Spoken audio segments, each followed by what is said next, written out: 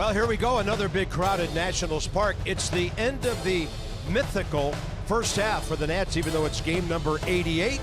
So some little guys wanting a curly W, and the Nats would like to get it back to 9.5 on Atlanta. That would mean the Braves gain no ground over the weekend. Up to Joe Ross and the guys to get it done after a really rough one yesterday. We're going to forget about that and look forward, but it's a time of the year when the guys need a break. Every team in baseball waiting for these days off. Yeah, but take the day off tomorrow, not yesterday, not today. And if you're the Nats, you got to come out breathing fire today. I mean, yesterday's effort, some balls didn't fall. They hit some balls hard. They fell behind, whatever. But today should be a different story. Look for a much better effort and look for the Nats to come out breathing fire. Joe Ross has been better lately. He gets a lot of run support as a rule. Maybe that happens today. Maybe it doesn't. 2-1, 2.36 his last 4 starts. He's 5-3 overall. 10.24 runs of support per start for Joe. That's the most of any pitcher with 70 innings pitched. So look for a lot of runs from the offense today behind Joe Ross. Sean Newcomb is also 24 years of age, just like Joe, 1-3. And he's given up a couple of home runs in 28 innings pitched, but really pretty good up until the time he faced that amazing Houston team. So here come the All-Stars. The 4th leading hitter in the league, Bryce Harper. The league's leading hitter at 341, Daniel Murphy. And then the number 2 guy, Ryan Zimmerman, at 333. They're all in the 60s in their RBIs. Pretty soon they'll all have 20 homers or more. And we wish them well in Miami, but business to tend to today.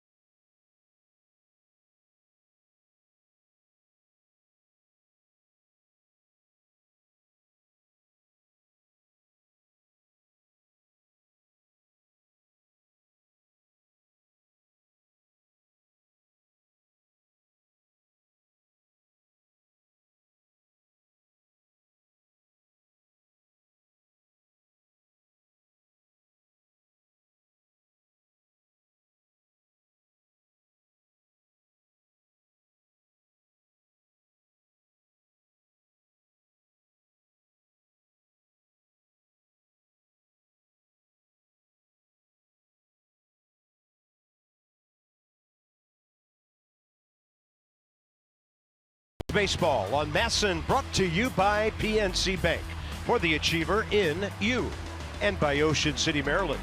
Put your vacation days to good use in Ocean City. Book now at OCOcean.com. Stay cool. National Archives building over on the other side of the mall, and a beautiful day in DC. It's going to be mid-80s for this one today. Officially 84 degrees, humidity down.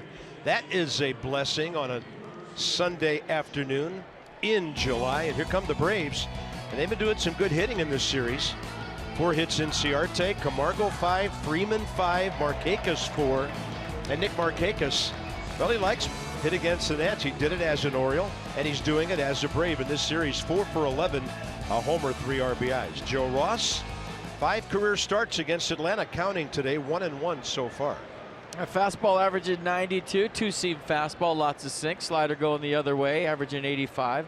11-4 winner last start on the 4th of July against the Mets. Gave up just 2 runs on 8 hits over 7 strong innings. Play ball.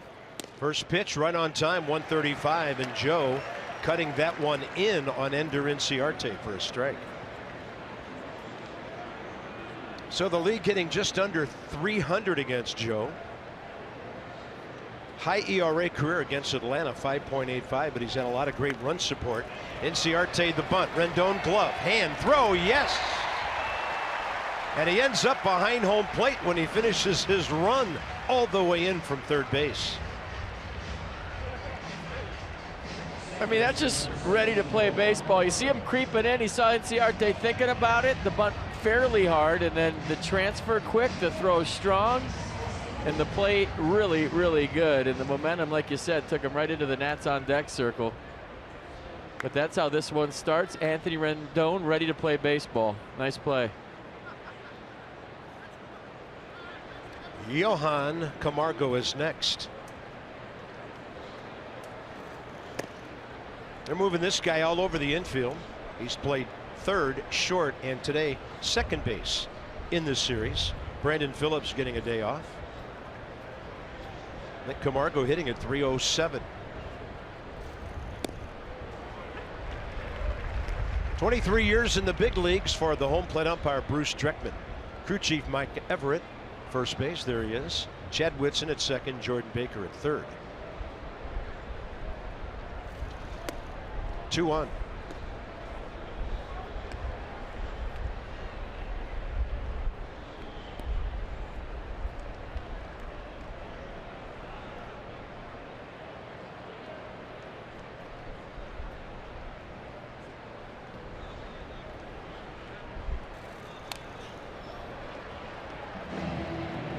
And that one shakes the screen with our robotic camera. 2 balls, 2 strikes. That might be weird, but I really like when that happens. I actually root for it when that camera's in for the pitch. Somebody with a joystick in the truck gets to play with that all day long.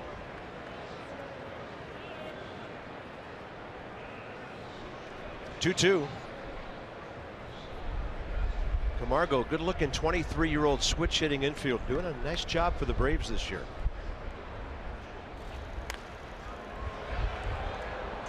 Look out. Here's your defense for the Nats today behind Joe Ross, Heisey, Goodwin, Harper, the outfield, Defoe, Rendon, left side, Murphy, Zimmerman, right side, Matt Wieters behind the plate.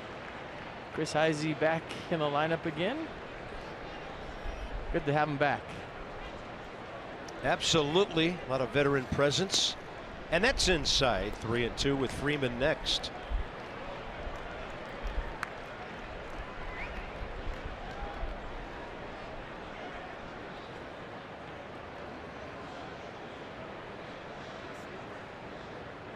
He's had a big series. And a 3-2. Up the middle.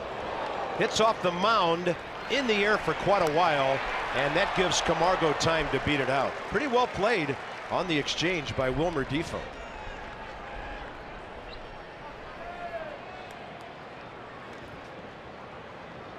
The Camargo can run, so you knew once this ball kicks into the air. Was that off the skate of Joe Ross? Skate saving a beauty, and then Defoe with a quick exchange, strong throw, made it a lot closer than I thought it was going to be. Look at him get rid of this quick with something on it. Clearly safe, but a pretty nifty play by Wilmer Defoe. And Rendon checking with Joe Ross, so it must have gotten him in the boot.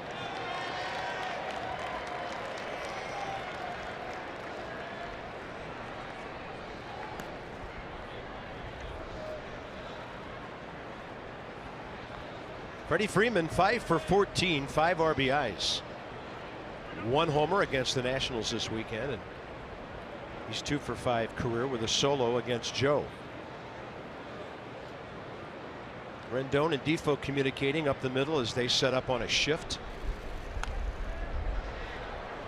Freddie Freeman in 6 games against the Nats this year, 9 for 23, 391 average, 500 on base percentage, 2 home runs, 7 RBI. He's on a 5-game hitting streak, 8 for 22 since he came back.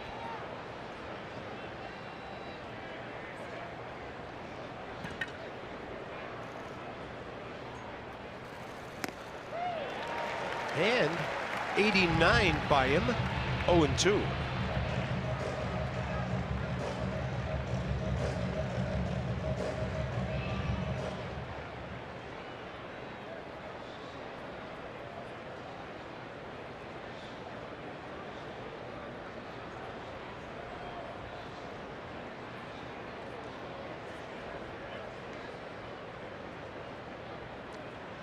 Wieters setting up, actually off the edge.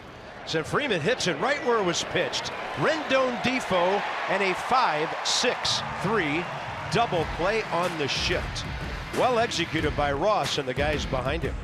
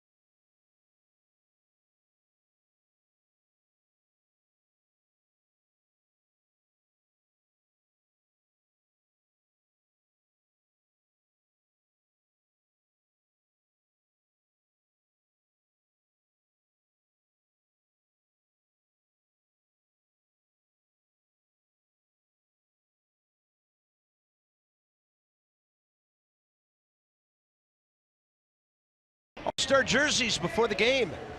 Mike Rizzo, Bryce Harper. And of course, they're always in the color of the home team. So a lot of orange for the Nats, trimmed in the other Marlins colors as they head to South Florida. So it's Harper, Zimmerman, Murphy, 3 All-Stars, 3, 4, 5 in this lineup. And Bryce against the Braves continues to get it done in this series. A couple of hits. And in fact, a base hit and walked a couple of times yesterday. This is 24-year-old left-hander Sean Newcomb.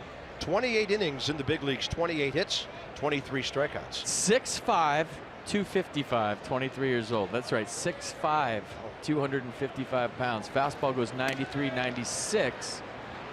Slider, curveball change to go with it. 16-4 loss last start on July 4th. Lasted just 3 1/3, gave up 7 runs on 10 hits. Doesn't really tell the story. They had a lot of Astros with 2 strikes, but they put the ball in play. Found a way to score runs like they always do.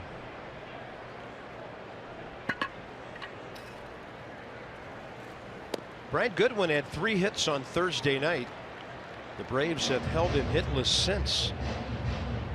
In fact, Atlanta's done a pretty good job against the Nats. The middle of the lineup, the only guys with RBIs are Murphy with 2 and Rendon with 1. But this is a rookie who hasn't had to deal with this offense before, and he goes 3 and 1 on the very first batter. Brian doesn't walk a whole lot, 14 times. Murph right in the middle of everything as usual. 4 hits in this series. And a 3-1. Straight back and win.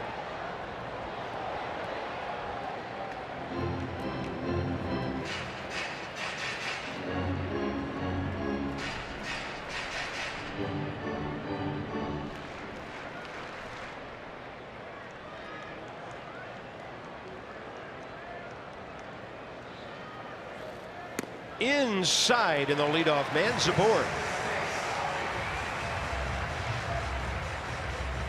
The Braves defense today: Matt Kemp, Ender Inciarte, Nick Markakis, Dansby Swanson, Freddie Freeman, Johan Camargo, Matt Adams, and Tyler Flowers. So you got the first names too. Freddie Freeman's twin brother is pitching today, left-handed. I mean, same body type. Turning their heads at the same time. Synchronized baseball here. That's Wilmer Defoe. I mean, just look at him. He looks like Freddie Freeman left-handed on the mound. Couple of big guys. A little John Lester in him too, by the way. Wilmer, 7 for his last 12. In this series against the Braves, 3 for 3 and 3 walks. Has also driven in a run. From the right side, 3 for 17 on the year. Way inside, down around his feet. A pretty good scramble by Tyler Flowers. 1 ball, 1 strike. Sean Newcomb looks a little amped up right now, and it's up to the Nats to make him throw strikes. Second road start. He won at San Diego 6 innings, shutout innings for his only big league win, and that was on June 27th.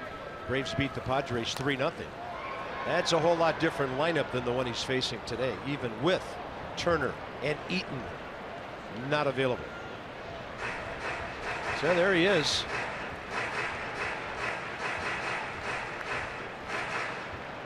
Batting average climbing. He's had 106 at bats in 54 games.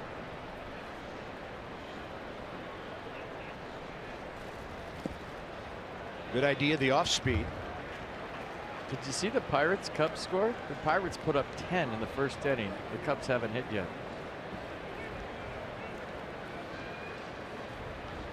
Well, that means somebody got to hit before he threw a pitch.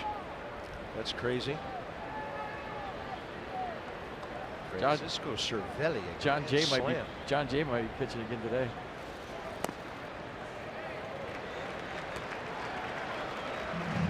Start him up right here, 3-2. McCutchen also hit a homer in that game. That's a good question early in the game. We know Defoe's an energy guy. He's looking to make contact. Good one, a good base runner. Hasn't stolen much. He is holding, and Wilmer hustles out of there with a second consecutive walk. So the rookie has walked 2 batters in front of 3 all-star starters. Yeah, it's outside. Good at bat by Wilmer Defoe. Line moving here early in the first inning. Do you like the way Wilmer sells the walks, by the way? I like it. You just got to be careful, run out there too soon. Some umpires will tell you, hey, I'm umpiring. Yeah. I had that habit. I ran out there way too soon and got called on a bunch of them. So here's Bryce. 404 over his last 13 games. And 3 for 11 in this series. Couple of walks. Has not driven in a run, though, this weekend against Atlanta, sitting on 64. Lefty's hitting .355 off Newcomb this year, 11 for 31. Or Freeman.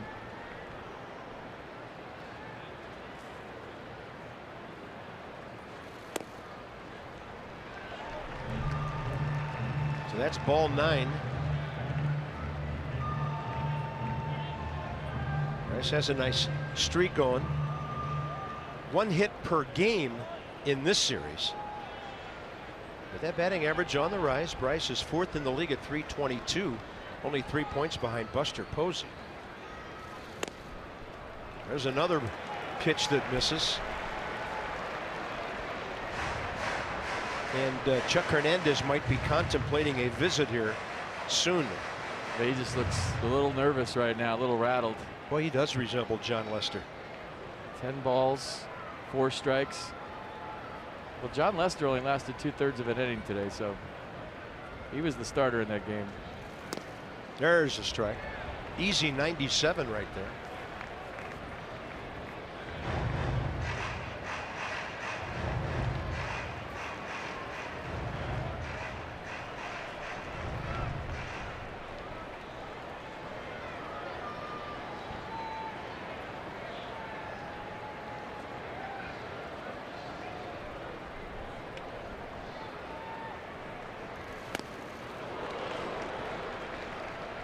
Counts even. Inside the Numbers brought to you by Jeep. So Bryce, as opposed to last year, way higher, 66 points. There's a little disparity in the games, but the production's so much better for Bryce first half this year. I mean, he was off to just a torrid start last year before slowing down in May and June. And the 2-2 driven the other way. To his right, Kemp. Goodwin held by Bob Henley, and of course he had to be careful that the left fielder didn't get to that. So the bases are loaded for Ryan Zimmerman. Well, that's a pretty swing. And let's check out the sequence. Sean Newcomb versus Bryce Harper. Couple of walks to start this one up, and then here come the big boys. Look out. So some fastballs away to a 2-0 count. There's a strike.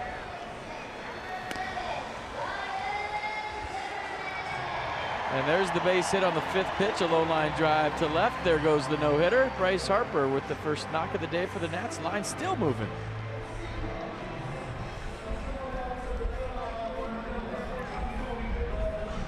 Ryan Zimmerman, 5 hits in this series and a walk. Looking for his first RBI against the Braves this weekend. 2 hits shy of 100.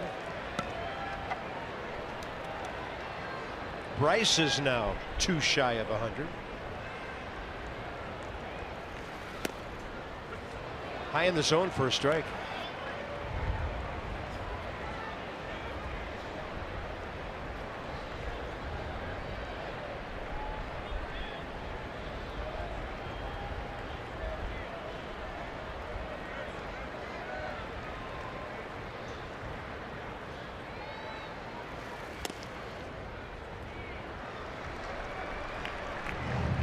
No, he's missed on 11 of 19 so far.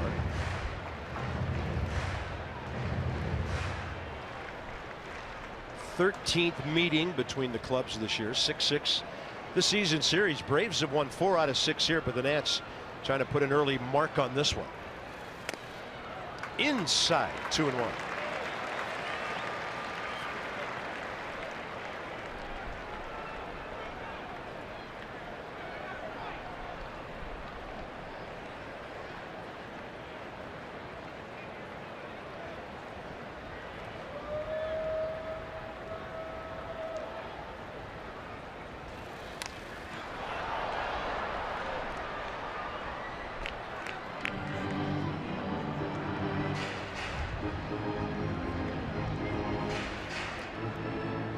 Team RBI leader Harper with 64. Ryan and Murphy 62. And Ryan Zimmerman getting close to 900 career runs batted in.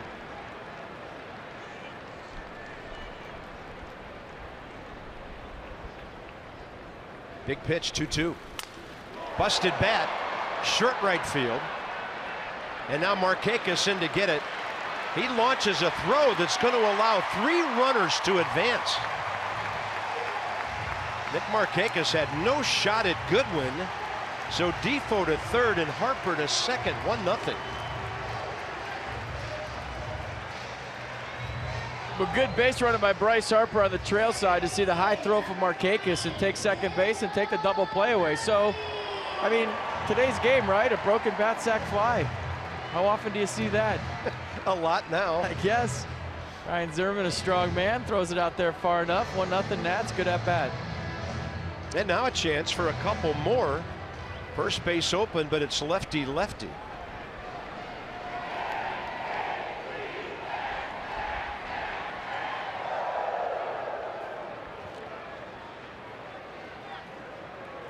Two driven in by Murph in the series. But you can say the bat died a hero, 1-0, right? Sure it did.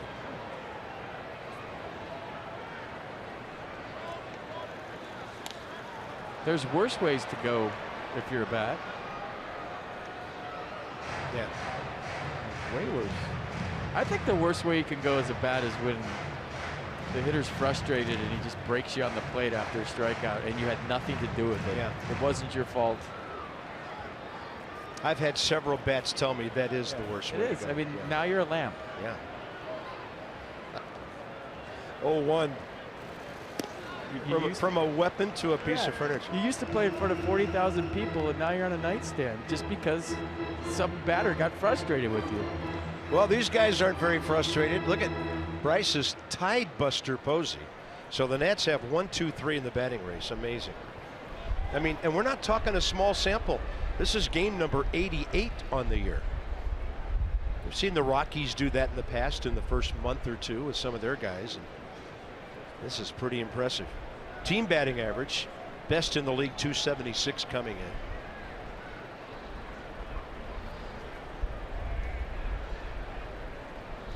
Way inside, look out.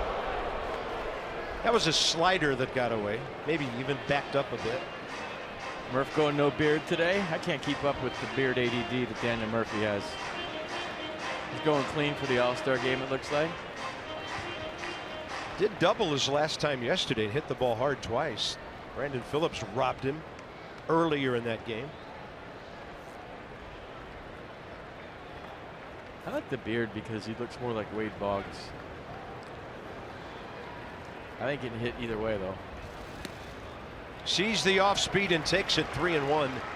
And the Nats are one pitch away from bases loaded again and a right-handed batter on deck. Anthony Rendon in this series 4 for 10. He's been on base 6 times. Pitch number 27 about to happen.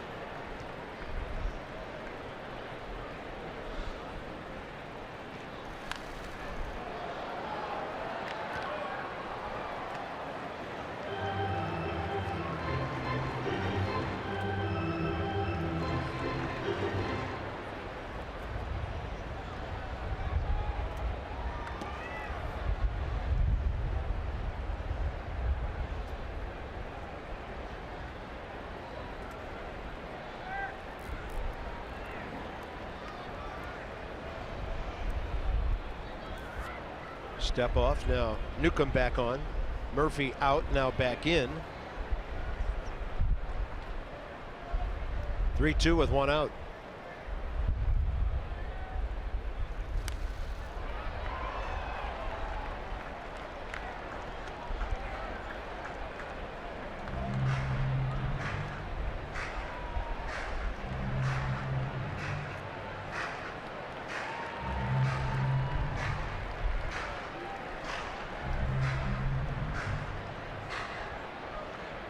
Infield back, just trying to play Pepper for a run here. You know Murph's trying to hit it in the air, get at least a sac fly. But Ryan Snitker conceding the run at third.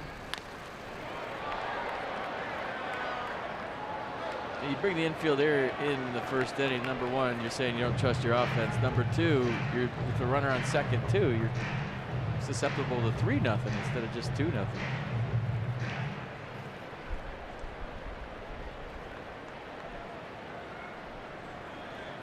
Murphy 403 with runners in scoring position, second best in the league. And the rookie really slow here. Payoff pitch with 1 out again. Murphy a swing and a miss. Will have to throw to first. Runners hold, 2 down.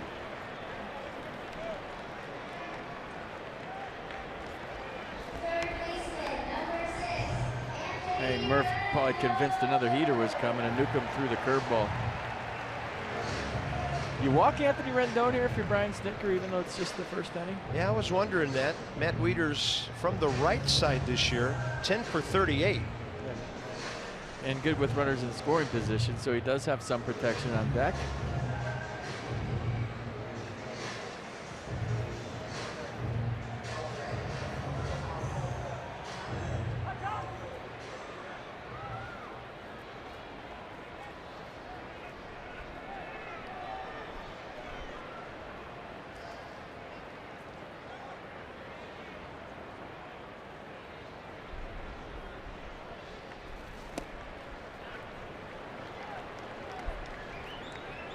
Rendon last 39 games, 29 RBIs, 338.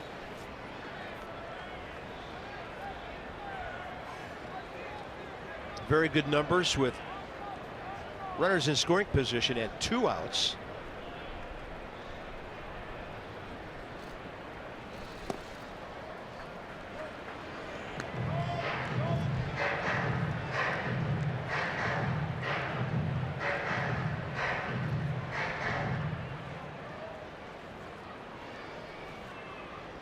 Yeah, one of the better hitters in the league against left-handed pitching. That's the third highest average behind Arenado and Cozart.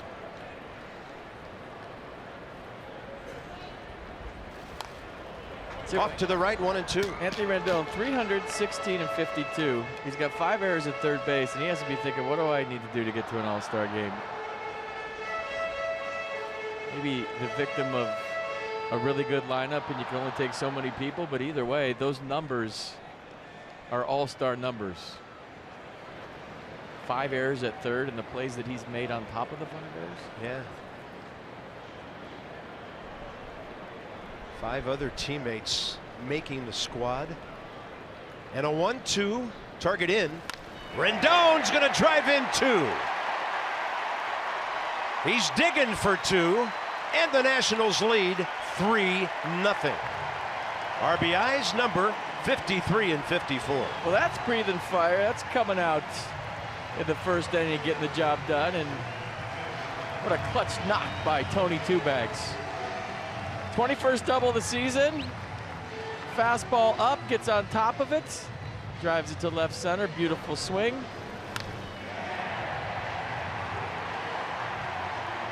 Who knows? Maybe you have a monster second half and you trade no All-Star for MVP.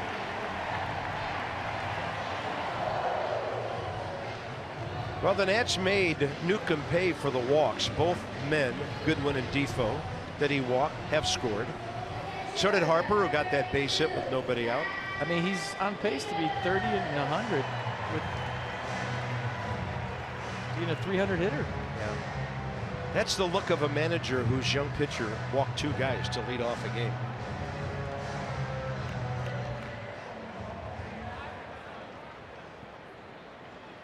Matt Wieters in this series, just 1 for 7, but a couple of key RBIs the other night. In the Nats walk-off win Friday, he got him on the board after the Drew double in the 6th with a base hit, then hit that sac fly bottom of the 9th that tied the game after Brian Snitker was ejected. And that ball is rocked left field corner, foul.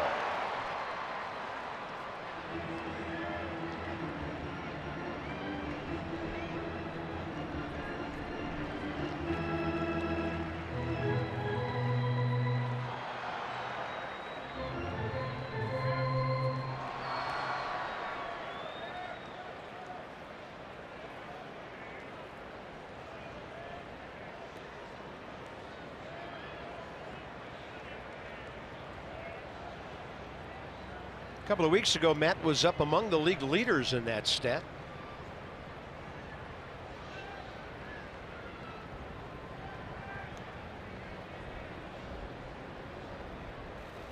And the 0-2, he made an offer, stopped, and it's in the dirt.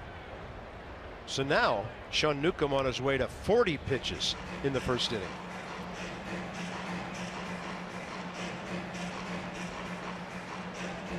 So a 3-run first and maybe not done yet. Who's pitching for the Nats today? Joe Ross. It's been a while since he's been out there. 1-2 and Wieters to right, foul. You know, one thing that Joe Ross will never have to do is come screaming into the dugout and say, "Get me some runs. Let's go." He mostly walks in and says, "Thank you." Not that pitchers ever do that, but on occasion it's been known to happen. Well, they think it, but you don't say it. They just give you the look. Fastball gets Wieters looking. Good first inning for the Nats, though. RBIs by Zimmerman and Rendon. Anthony plates 2 and a 3-run first.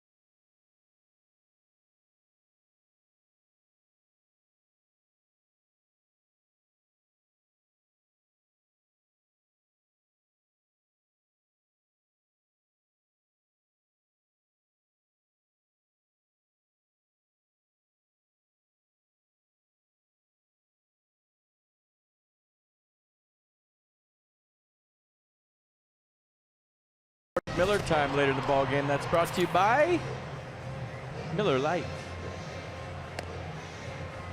3 runs on 2 hits, couple of walks, and a sac fly by Ryan Zimmerman.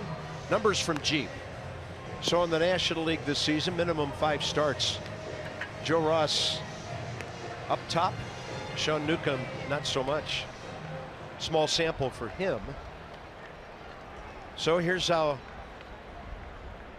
Joe goes as we watch him take the mound. 12 pitches, 9 strikes. That double play off the bat of Freddie Freeman gave him some momentum.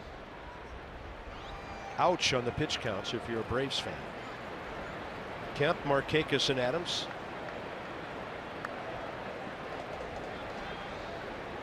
Kemp 2 hits yesterday to break up an offer he had going in this series. On the inside edge, a good pitch, the slider front door. He's 3 for 8 with an RBI career against Joe Ross.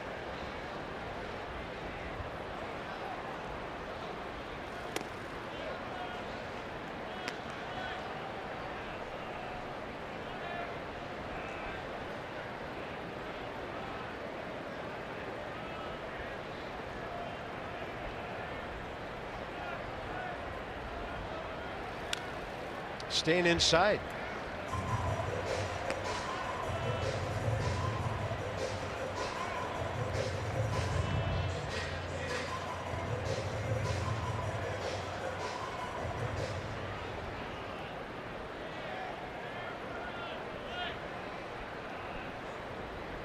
Shortstop really playing to pull here, and a breaking ball that Joe starts on the edge and strikes him out as it ends up way outside. Strikeout number 1. Well, that was because they made him aware of the fastball in. You see all the pitches before that in her half. So Matt Kemp saying, I got to start early to get that heater in. Look at how his hips and his shoulder are already spent. And then the ball goes the other way. Everything flies open. Watch the hips, the shoulder, and then the slider the other side. Good pitch. Nice sequence. Very nice. And here's Markakis. Next 2 guys have been tough on Joe, so let's see how he does against Markakis and Adams. Nick is 5 for 11 against Ross. Adams 4 for 7. And Nick Markakis drilled a home run out of here yesterday. A rare occurrence for him this year. Just his 4th, but it was some kind of shot to right. This is a shot to center. And there's a guy there. Goodwin, 2 down.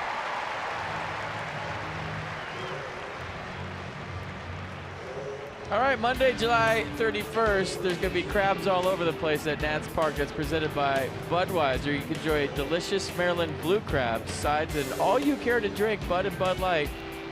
While the Nats take on the Marlins, I suggest you Uber to this event. Visit nationals.com/crabfeast for details.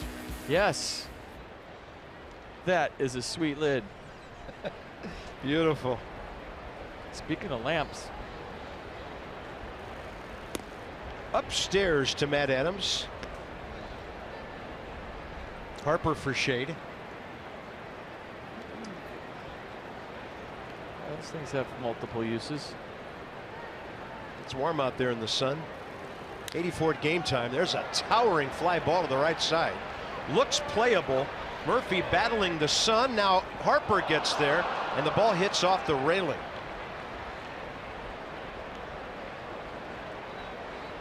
This time of the day, that side of the field is rough. Sun, cement, live to fight the second half of the season. I am so okay with Bryce Harper not running into anything for an out here. I'm hearing 183 feet high right there. Wow. And that's tricky, that little corner there where the field seats jut out before going into the right field corner. A lot of outfielders have to tiptoe their way around that thing. And then on the next pitch, that's a fair ball. Nick Markakis lined out hard, and now Adams doubles hard to right, and Bryce a bullet to second. So Adams' 4th hit of the series. He's at second with 2 down.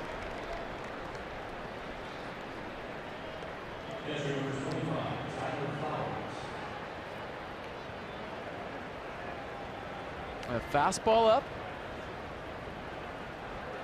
Ryan with the jump, hooking into the corner. Nicely played by Bryce Harper down there.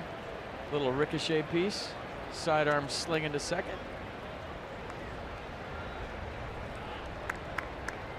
Yeah, better be hustling in there, even if you know you've got two. Bryce hunting his 7th outfield assist. So here's Tyler Flowers. 0 for 4 when he started 2 nights ago. They've been, at least in this series, alternating Flowers and Kurt Suzuki. I was looking at their numbers today. They got good production from their catchers. Those two combined 13 homers and 52 RBIs.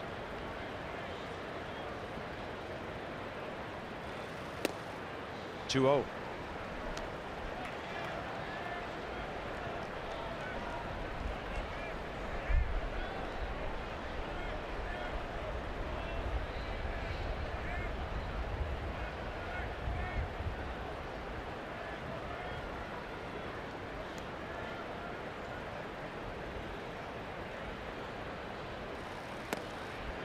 That's a really good 2-0 slider. A lot of confidence on that one for Joe.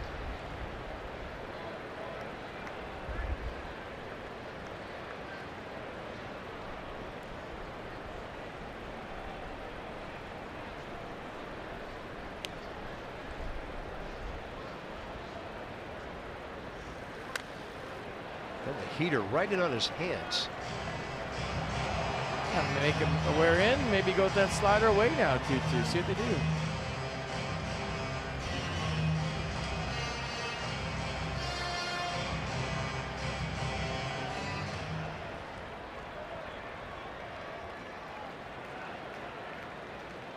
Scherzer in the background holding the baseball. In shocking news. 2-2 here. Important for Joe to keep them off the board early. And a swing and a miss. Had that ball seemingly cutting up and away from Tyler Flowers. So a double with 2 outs, not a problem. 3-0 Nats. Ross has a couple of zeros.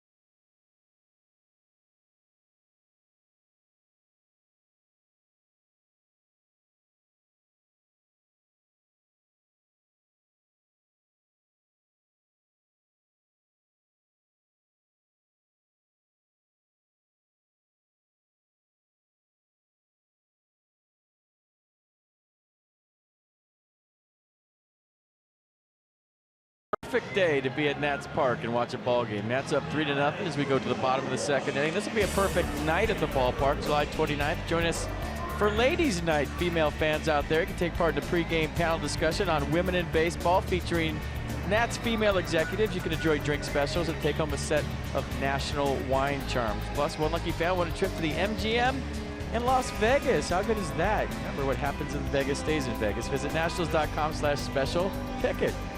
All right. And we hope what happened in the 1st inning happens a few more times. 3 for the Nats on 39 pitches by Sean Newcomb, who will face Heisey, Ross, and Goodwin, bottom 2.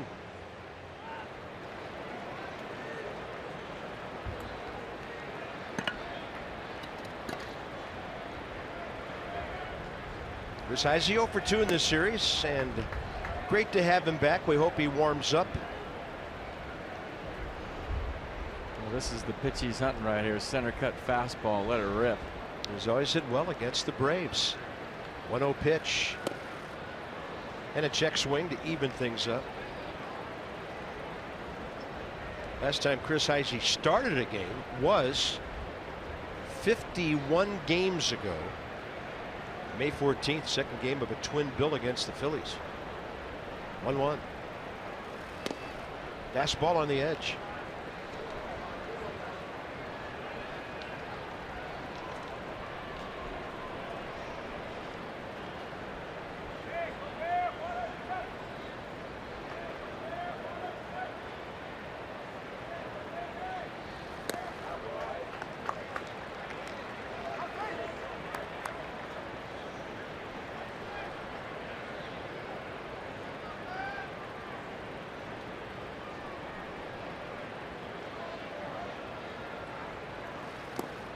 And he goes with the curveball on 2-2. Another long count.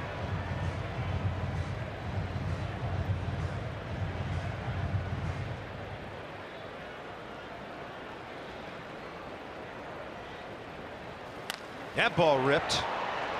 Chris has had some hard luck this year. That's not a good throw by Swanson. Adams on the hop for the first out. All right, before the first swing, make your picks for the T-Mobile Home Run Derby Bracket Challenge. I have Justin Bohr, just for the record. With a little luck, you and 3 friends may be going to the 2017 World Series thanks to T-Mobile. Make your picks at MLB.com/bracket challenge. Somebody told me about 3 people it's / yesterday on Twitter, and I think it is. So tighten it up. Here's Ross. Joe has 5 hits on the year. Joe has 6 hits on the year. 6 for 33 with a rocket to left. First time around the order, the Nats only have 6 official at bats, but they have 3 hits, 2 walks, and a sac fly. So 108-mile-an-hour ground ball to short by Chris Heisey, and now a base hit to left from Joe Ross. He can hit.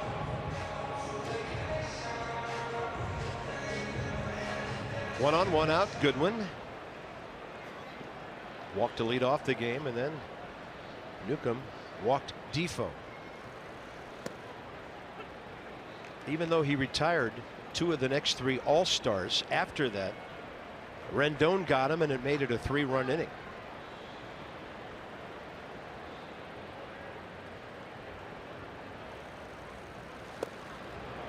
Big hook, big swing, 0-2.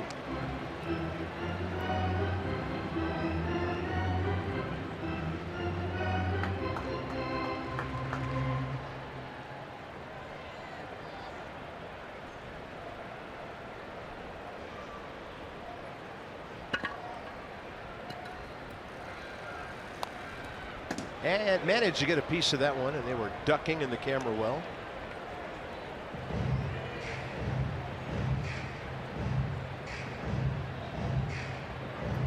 Well, this first half of the season, we've found out something about Brian Goodwin. Capable of playing, and playing very well at the big league level.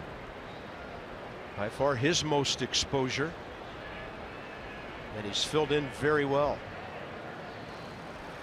Front door on the hook that time, and it strikes him out looking. Third K by Newcomb. Mercedes-Benz on the pitch cast. Brian Goodwin shocked that this thing came all the way back, and did it come all the way back. You see the reach across the plate by Tyler Flowers, but when you see that as a hitter, you're not thinking it's a strike. Here's Defoe. He's been on base in this series 7 times now. 3 hits and 4 walks.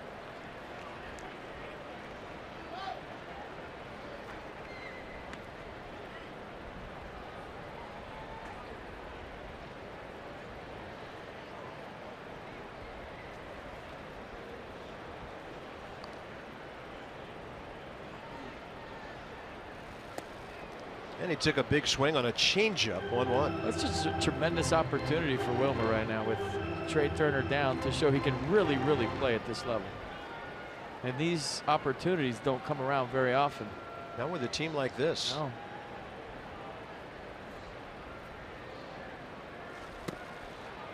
Then he doubles up on the change, and that one really diving away. Trying to extend the inning for Bryce Harper here in the second.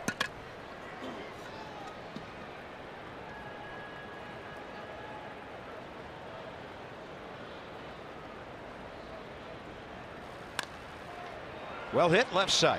Freeman the short way to Camargo. And the Nats will have 3, 4, 5 next inning. Right now, they're on top by 3.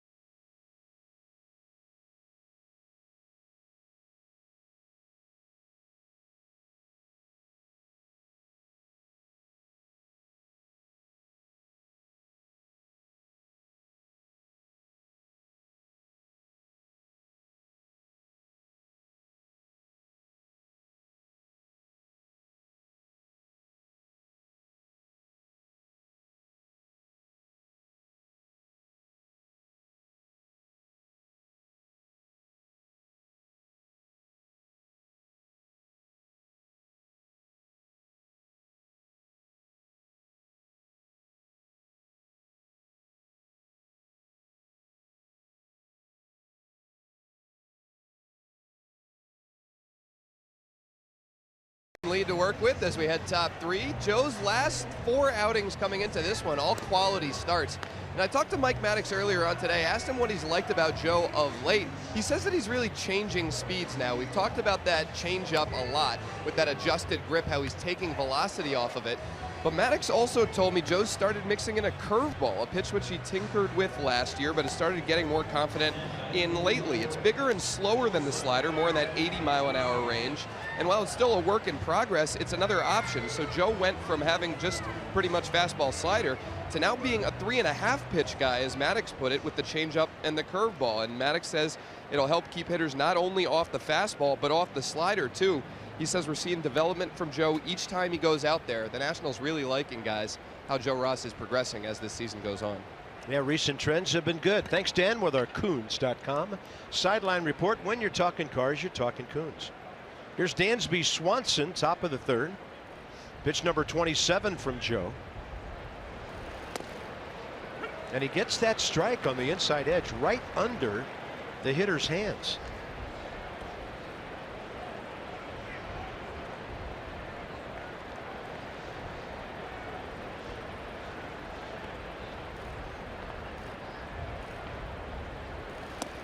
Goes in there again. Now the count's even. It's great that he's a 3.5 pitch guy, but when Joe Ross was a rookie, he threw 95, and right now he's throwing 89. So as a hitter, even if his stuff is moving, that's a 6-mile-an-hour difference, and that's something that's significant in my opinion.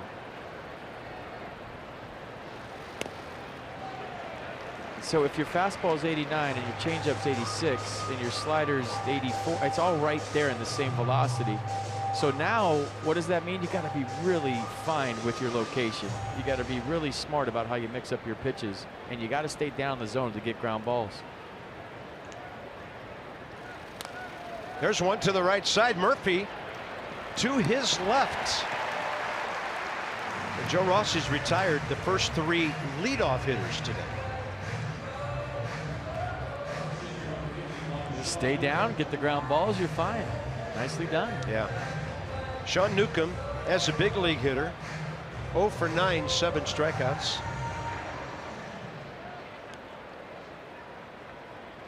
Making his 6th start today.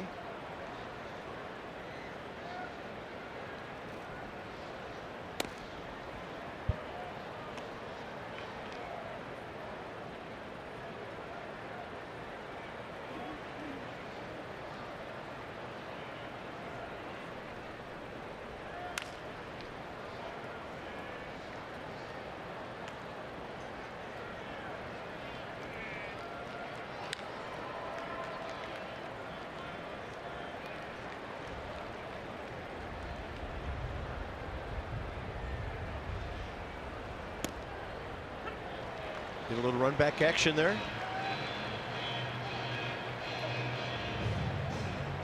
So right now, location the key for Joe, and he's done it well so far today.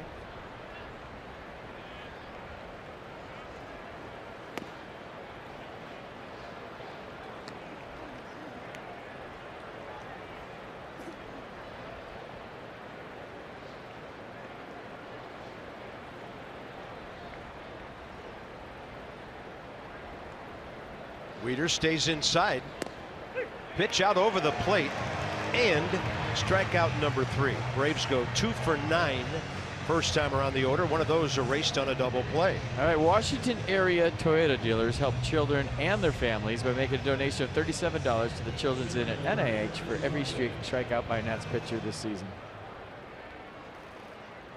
Not a cloud in the sky. Beautiful.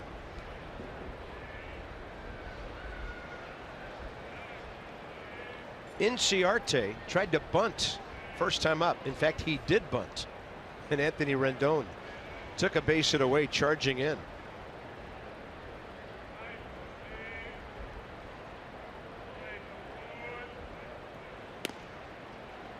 That was a bang bang play.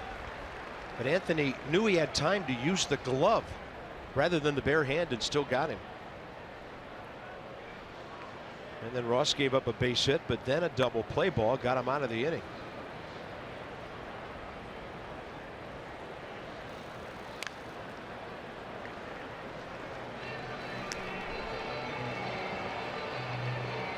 Now, people are asking me on Twitter right now about the velocity drop. I don't know. I have no idea. Bottom line is putting up zeros and getting outs. That's all I know. But I think I would be remiss if I didn't point it out. 0-2. Straight change. Not the same speed as his slider.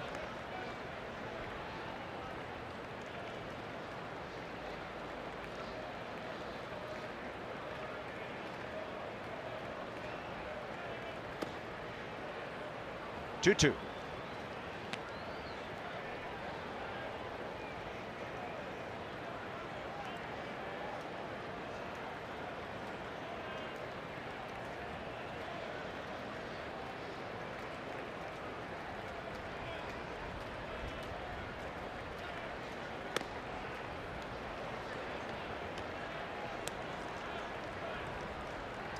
Inciarte, 7-game hitting streak on the line today, 10 for 34.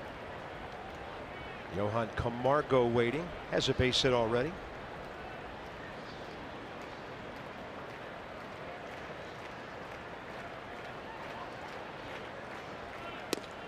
And he missed with the slider on 3-2. First walk.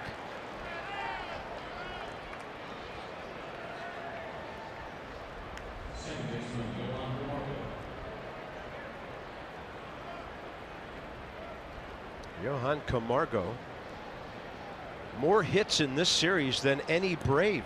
He's 6 for 10 with an RBI and a walk.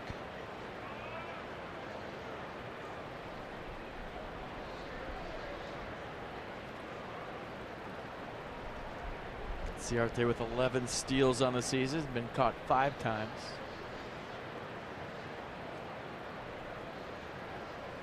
Joe Ross hard to steal off of, though. He holds it like Max Scherzer, and he's super quick to the plate.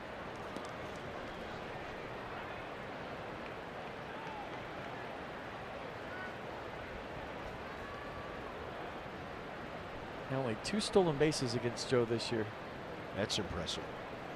Well, Max helped him with that last year, didn't he? Yep. He drops the slider to the outside edge.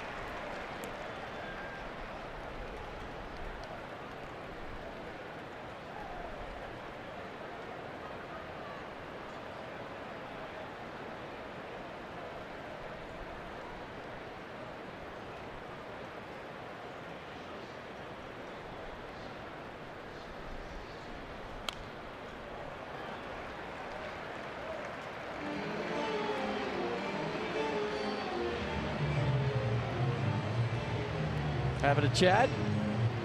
See each other tomorrow again, right?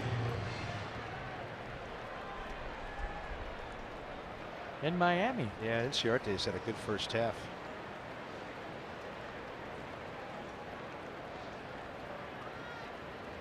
Now Joe trying to put away a hitter. He was ahead of the last guy. Upstairs to Camargo. Maybe they're talking about their batting practice jerseys that could be used for hunting in the offseason as well. You would be very safe with those on. They have the blaze orange the Marlins are featuring this year. Better than the Taco Bell unis the Padres were featuring.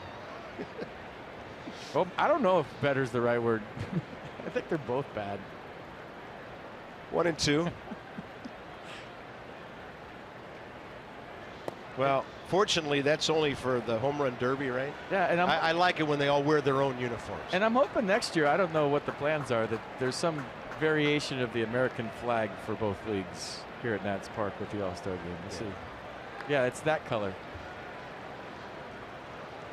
He's got his. Yeah, they'll be awesome here next year. I know that already. They won't be orange and they won't be Taco Bell employee uniforms. Joe Ross needs to get this batter and not face Freddie Freeman here in the third. He's been ahead, but he hasn't been able to put these two guys away yet. Inciarte came from behind to get the walk, and now Camargo battling on 2-2. There's a jersey.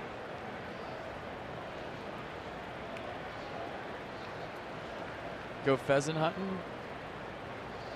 You'll be safe. Should take some citrus with you.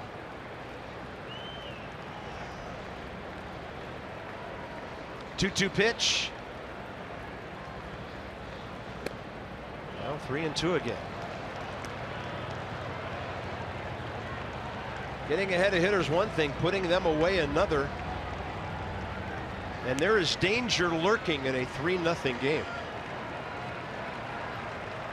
Joe started this inning with 26 pitches. He's at 47.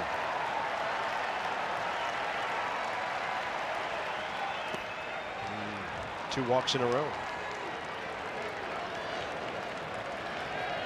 That's a batter with no home runs. Now here's a guy with 15.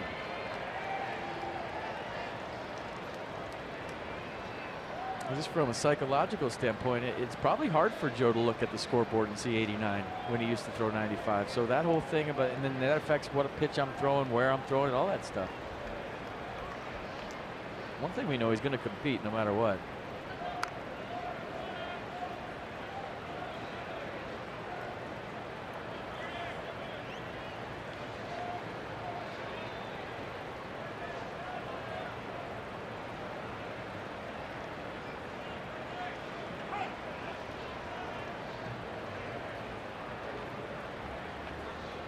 Trying to get Wilmer Defoe on the other side of second base from the dugout. That's why Joe stepped off. He's cruising over there now. He was on the pull side, and they want him on that side. Yeah, that's where Freeman hit the double play ball last time, where Defoe is now.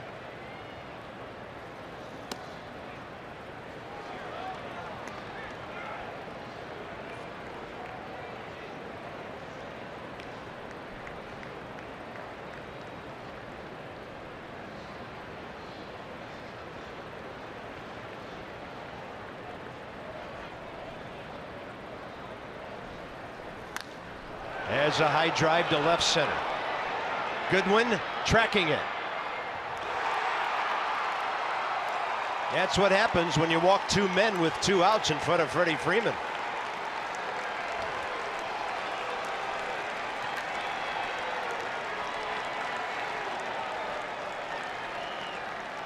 Freddie Freeman has 8 RBIs in this series. Well, let's see the location. Belt tie, if you're throwing 89, it's got to be right around the knees or lower. And Joe Ross left that up. Now Freddie Freeman with his 3rd home run against the Nats this year and his 10th RBI. And we're starting this one all over again.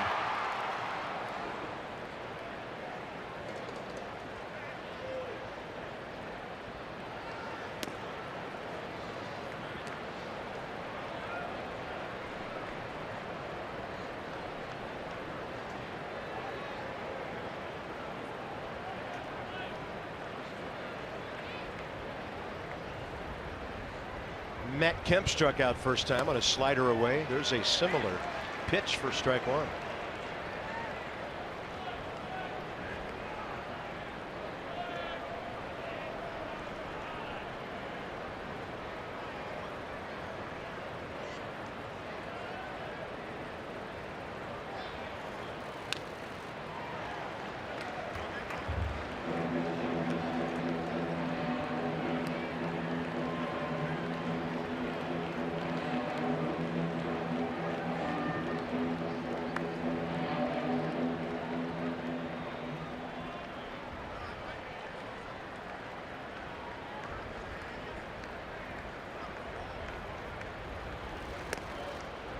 2-2.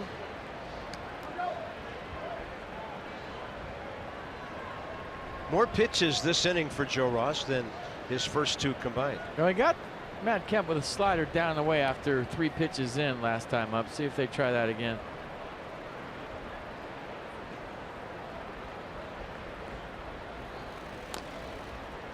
And Kemp just able to reach it.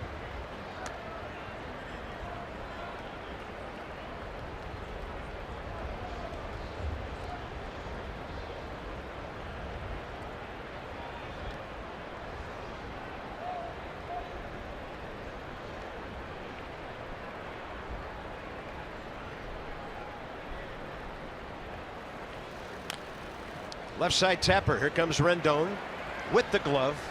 Time to do it. Starting in right field for the National League, Bryce Harper. Starting at first base for the National League, Ryan Zimmerman. Starting at second for the National League, Kenny Murphy.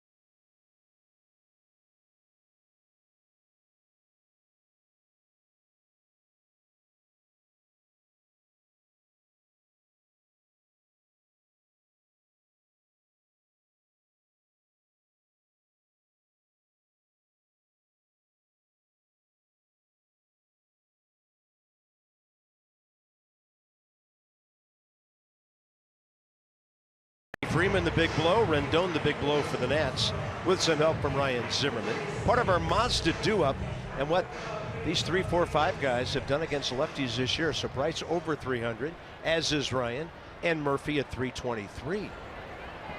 It's all brought to you by Mazda. Harper base hit left field first time. Loaded the bases with nobody out. Strike call.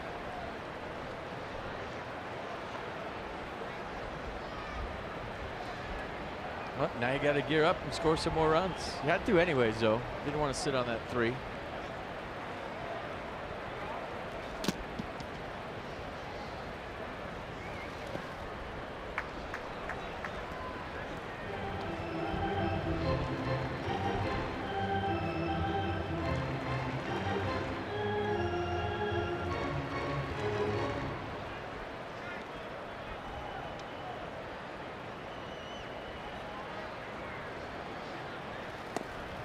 Bryce made an offer he did not hold, calls Jordan Baker. Looked like he went to me. Let's check it out again on the replay. Close, a lot closer on the replay than looked live. Usually it's the other way around. 1-2 now. And Bryce on the breaking ball to CAMARGO for the first out. Inside the numbers brought to you by Jeep on the 3-4-5 combination. So hitting 320 or more, 60 RBIs or more at the break. Bill Dickey, Joe DiMaggio, Lou Gehrig, Lee May, Tony Perez, Bobby Tolan, Jeff Cirillo, Jeffrey Hammonds, Todd Helton, and then there come these guys. You all know their first names. Not very often. Look at the years and the spread of when that happens. Strike one to Ryan Zimmerman. Sac fly to right on a busted bat first time up. The first groups were impressive. The third one, I don't know. Colorado had something to do with that.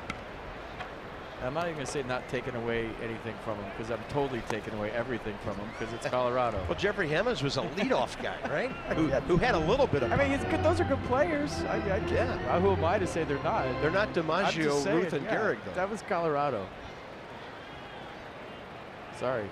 And that was before the humidor. Yeah.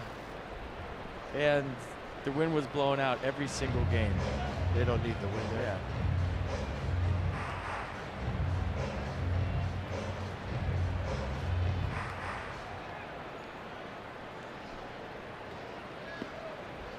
Ryan collecting RBI number 63.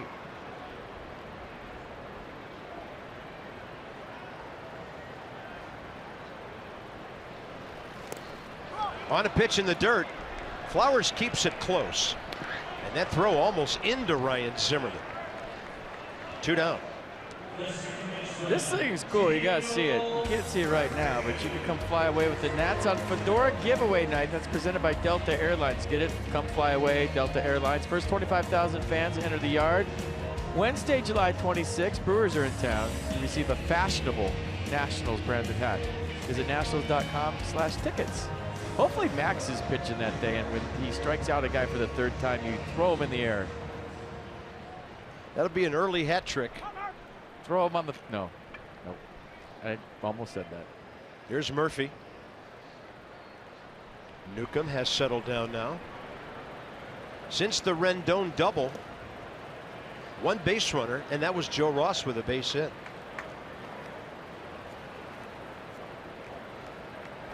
Was that Vin Scully's no-hitter call, Fernando Valenzuela? If you're wearing a sombrero, throw it in the air. That was the line after the last out. Very nice. I mean, you just can't make that up. That was one of my favorite all-time lines of a broadcaster. If you're wearing a sombrero, throw it in the air. Or throw it to the sky, something like that. Probably butchered it. 2-0. Right on the hands, and Murphy fighting it off.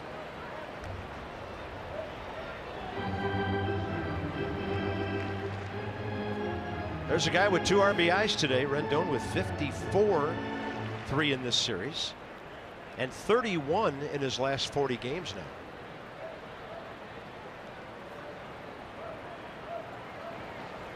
Front door, and he's done that to a couple of hitters, most notably Goodwin when he struck out Bryan for the 2nd out last inning.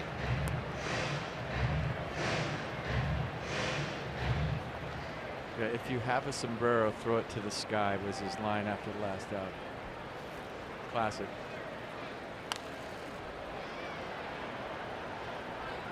I miss Vin this year. You know, after the Nats games, I would go home and watch Dodger games just to hear Vin last year in his last season as a broadcaster. Yeah, he was one of those guys that transcended being an announcer for one team. Yep. And Vinny did do some national work in his career and did it very well. 2-2. Murphy. He's going to flip one out to center, and Inciarte in to grab it on the full run. So we go to the middle innings now. Nats were on top early. The Freeman homer tied it, and that guy's in it for the long haul. It's like he's getting away with something, doesn't he?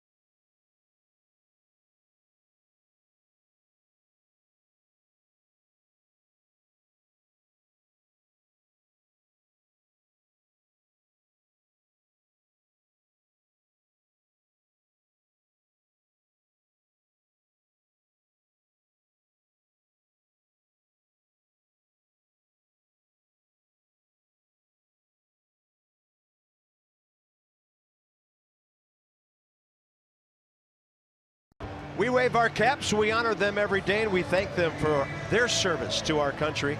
It's our troop recognition, brought to you by DynCorp International, where we serve today for a better tomorrow. Yes, sir, Tanner. Top of the fourth. Stars and stripes flying beautifully in the breeze. And here we go, top four, Markakis, Adams, and Flowers.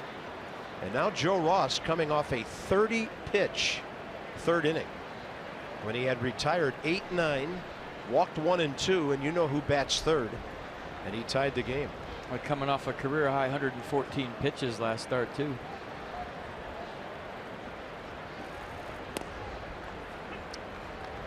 .78 on the slider, so he took a little bit off that. Right in there to Markakis. Lined out hard to center Nick's first time. Might be that curveball Dan was talking about. I wouldn't mind seeing that come out a little more. They put slider on the board, but that's curveball speed.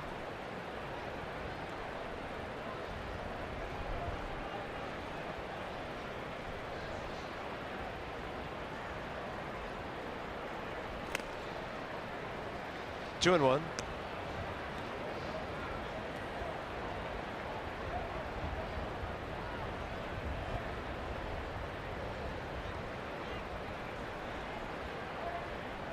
Two one. Target in. That was a fastball, and that was 86. Matt Wieters put one down, and I'm hoping he's okay. That almost didn't get there.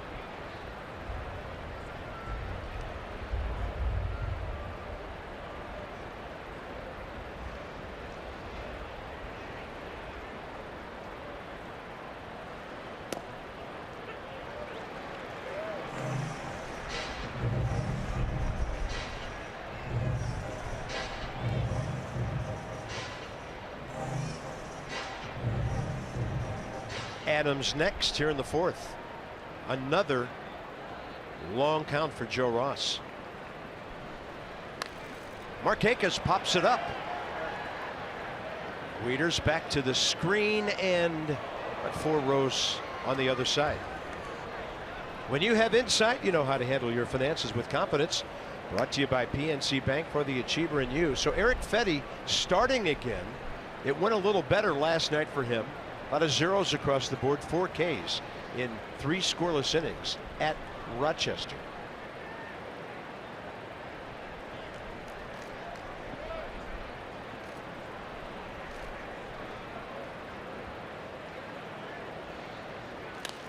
This ball driven the other way. Backing up is Chris Heisey.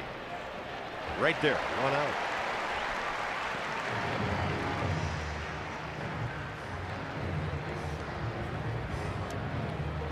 Yeah, Max is talking to Mike Maddox, and Mike Maddox is going out there, and I think they're seeing what I'm seeing.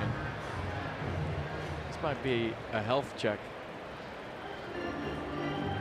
I mean, that fastball is 87. He threw one at 86 in that sequence. I mean, this is a guy that threw 95, 96. So I think Mike Maddox making sure he's okay, and they're calling out the trainer. Yeah, something's going on with Joe Ross, and I saw it last inning. Here comes Paul Lessard.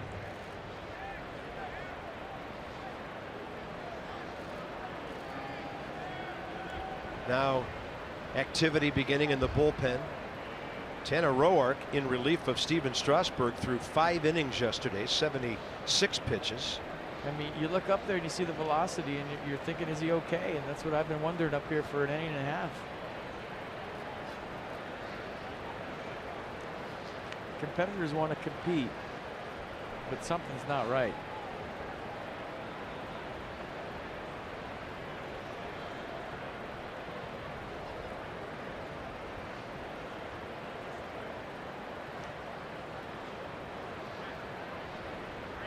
Now Dusty out.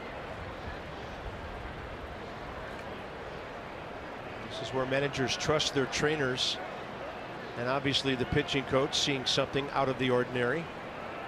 And Joe's done. After 3 1/3, with the scoreboard flashing changeup on pitches that are fastballs, Joe's done for the day.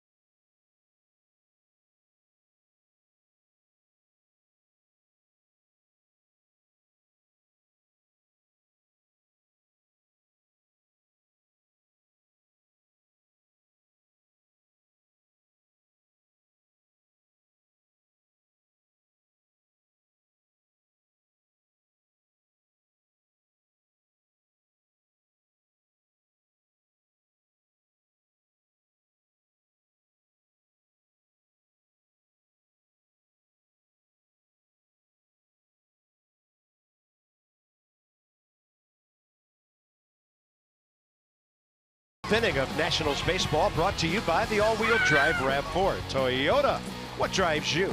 Visit buyatoyota.com for great deals. Good day to keep cool. Water sports in July. I hope there's chlorine in that pool. That's all I'm saying. Matt Adams is next, and Matt Grace for the Nats. So Dusty Baker has a concerning situation now about the back end of his rotation. Although Tanner Roark was pretty good yesterday. He was. Tanner gave up 3 runs, 4 hits in 5 innings, and pitched pretty effectively. So here's Matt Grace, who's been pretty good against lefties. And for Matt, 18th appearance, trying to get that ERA to dip down into the 3s. Not a strikeout guy, 9 Ks in 16 innings. Yeah, fastball, slider, 2 pitches. He'll sprinkle a change in at 2% once in a while.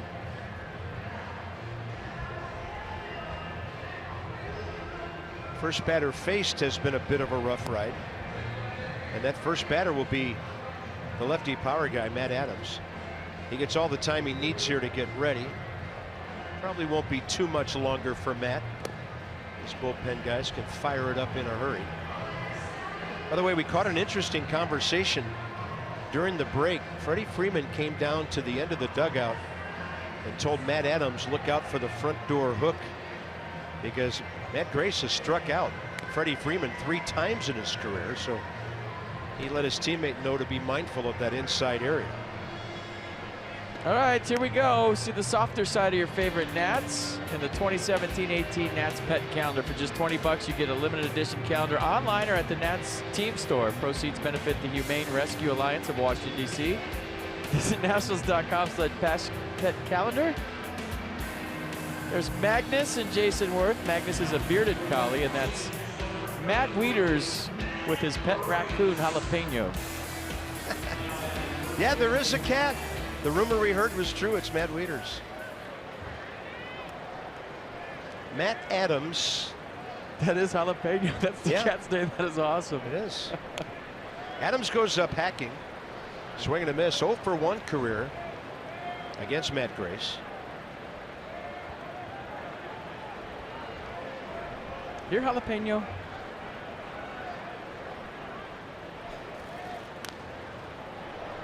And straight back it went.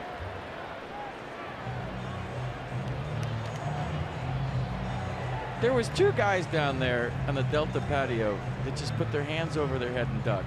If you're a grown man at a major league game and a foul ball's coming to you and you duck for cover, that's a hole punch in your man card.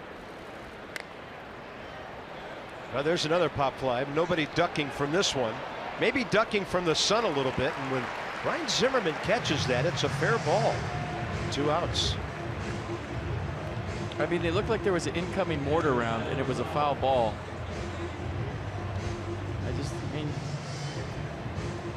catch it, right? Or try. It's not going to blow up. Tyler Flowers is next. Ross struck him out swinging first time on a pitch up. He faces Matt Grace for the first time.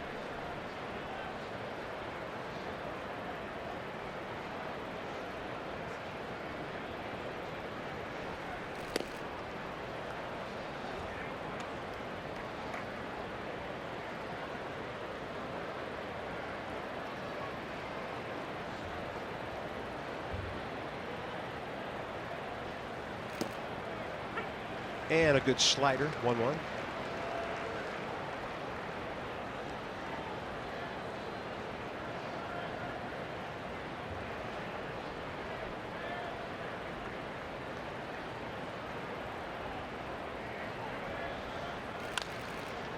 Sharply hit to Wilmer Defoe, pops up and fires. So it's a 1-2-3 inning. Grace gets the last 2, and we go bottom 4. Rendon ahead.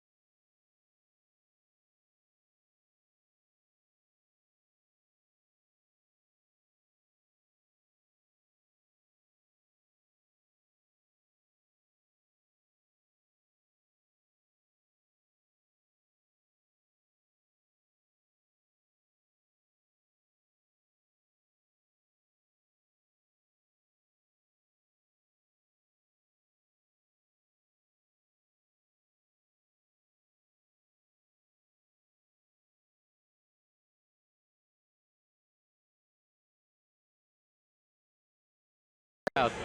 3-3-0, 3-3-0. Freddie Freeman with a 3-run homer. So threes everywhere. But how about 3 times 2 is 6? And let's check out the day that number 6 is having. It start off with the first hitter of the game, Ender Inciarte, ready to play. Don't bunt on Anthony Rendon. 1 out. Thank you very much. And then a couple of men aboard in the first. 2 outs, 2 strikes. Rendon goes shopping at the gap for a double. So Tony Two Bags having a nice one here, and he's about to lead the 4th off with something good, I have a feeling. I just hope an airline ticket arrives on his computer to print out in the next day or so. You never know what might come about. Where? To like Puerto Rico? No, Miami. Hawaii? I think he'll enjoy the rest, but I also think if he was chosen as an all-star with the other guys, he would have cherished it. Sure. But the whole election thing, I think, man, those things are fixed anyways. Really? Well, I guess, yeah, apparently.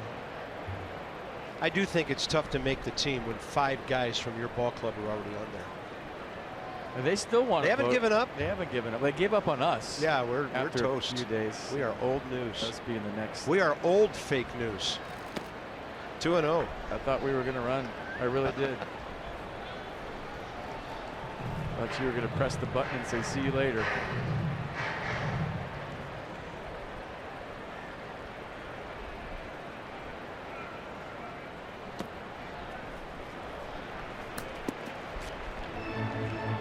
So a 3-0 count here. Rendon, Wieters, and Heisey, bottom of the 4th.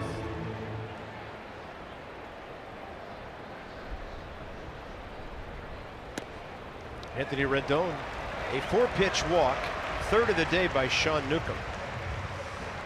The Nats road ahead. Driven by your local Chevy dealers. Visit ChevyFirst.com. Now, make a note of this, a 4-game wraparound series, as we call it, ending in a day game Monday at Cincinnati. Then you're seeing the first of 2 at the Angels. We'll be out there to see Danny Espinosa, Albert Pujols and company. And then on to Arizona, and WUSA 9 will be with us a couple of times next weekend. Here's Cat Wieters. Good to see him jalapeno one into a gap somewhere.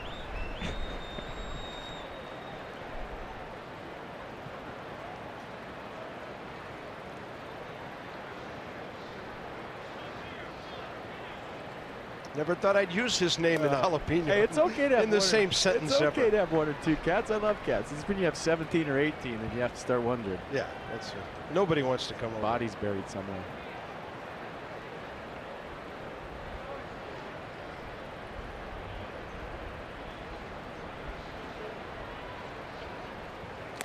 That's a fastball in there. 1 ball, 2 strikes. Matt caught looking first time on a pitch to the up and away part of the strike zone.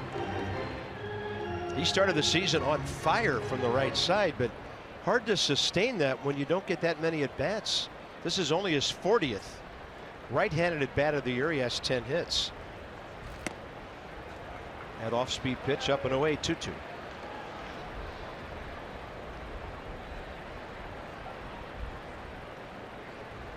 Chris Heisey hit the ball hard first time.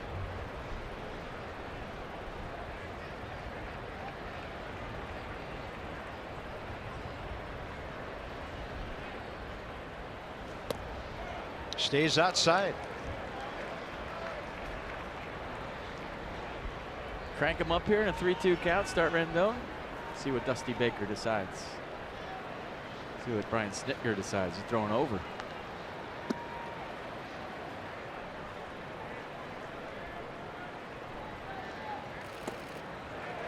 And he walks him on a 3-2.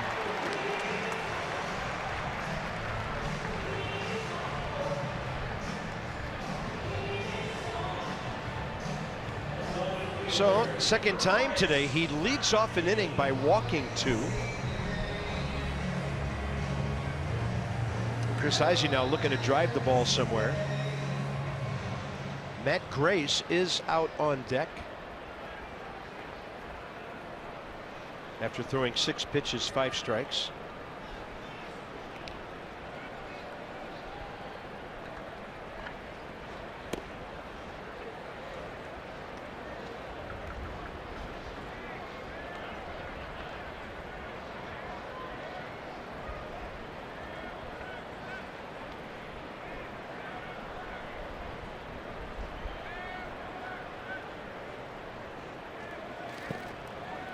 in the dirt, and a good scramble and a block by Tyler Flowers.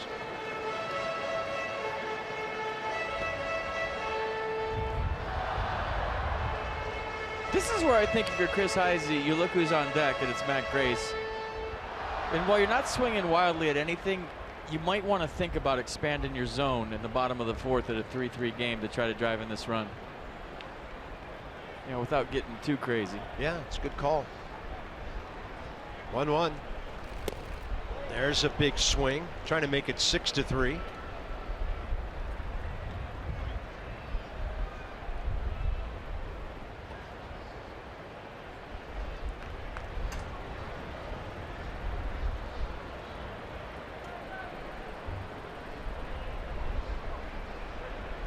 One and two.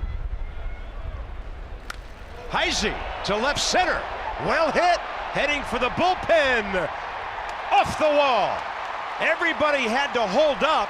They're going to send the runner coming around third. Rendon. He is safe. And the runners end up at second and third. 4-3 Nationals.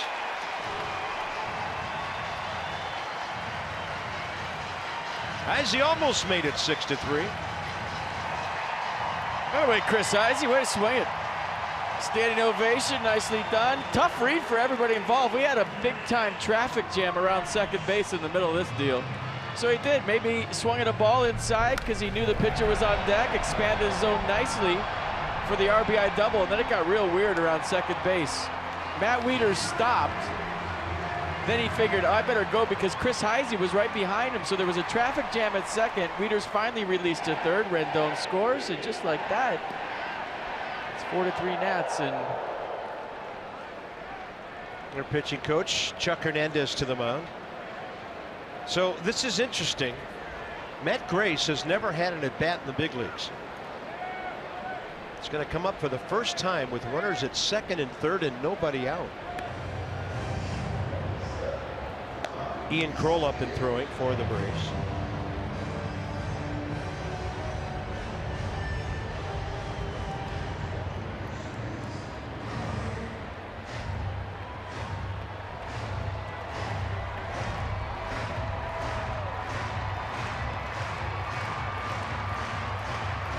so never had a big league at bat, and he's facing lefty and throws 96. You know what that means?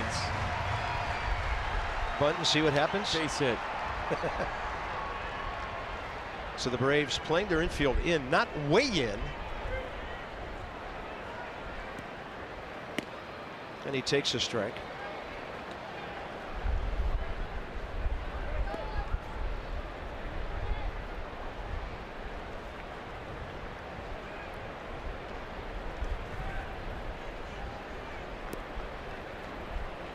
That's the pitcher of record now, relieving Joe Ross.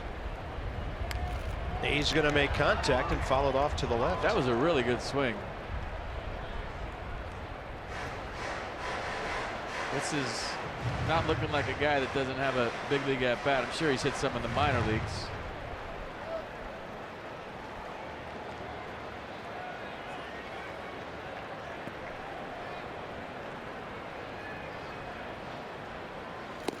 And he takes the breaking ball. Spit on it.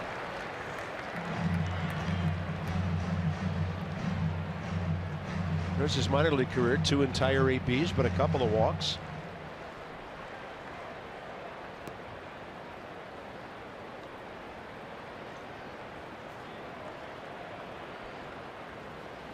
And he takes another 2-2. Huh. Atlanta starter spinning curveballs up there.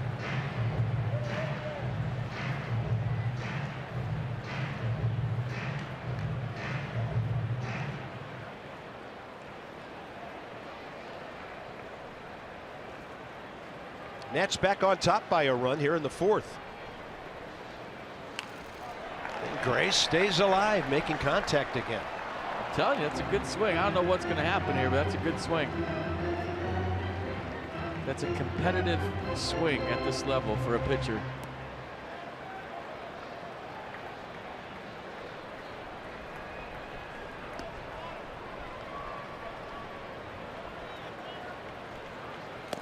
And it'll be a called strike on the heater. 5th K of the day by Sean Newcomb. Lefty Brian Goodwin is next, followed by the switch hitter Wilmer Defoe. Ryan hunting his first hit since Thursday night. Today a walk, a run, and a called third strike. So against the Braves in the series, 3 for 15.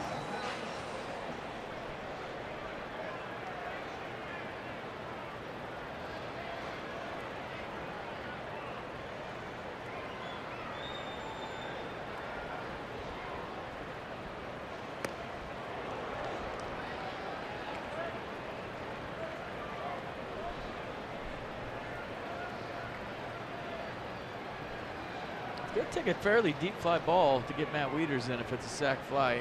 Inciarte can throw, Markakis can throw. 0-2.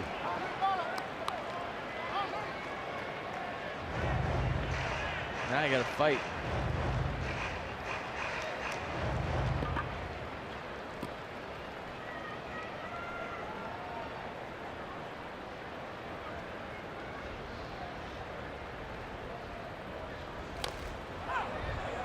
Had to reach a long way for that breaking ball.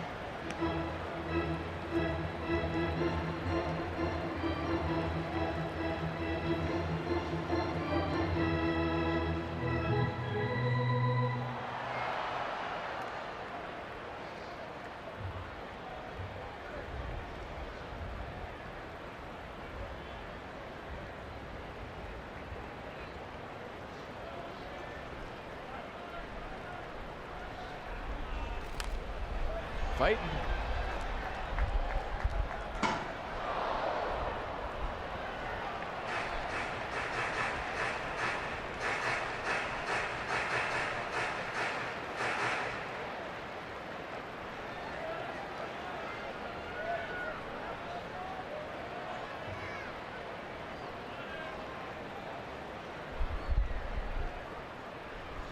Oh, 2 and a swing and a miss. 6 Ks for Newcomb. And it's up to Wilmer Defoe if the Nats are to score any more here in the 4th. A walk, a run, and a ground ball to third today.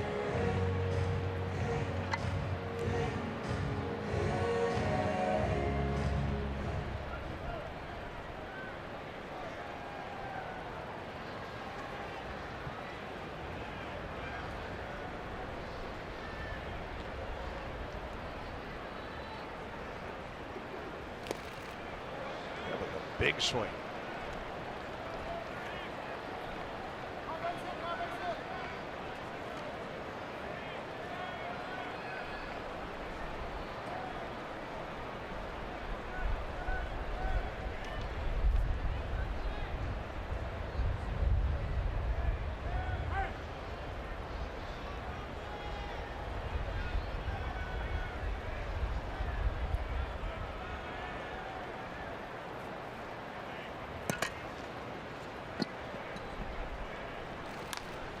And this one high in the air to right end, slicing on a play. It's one of those at-bats when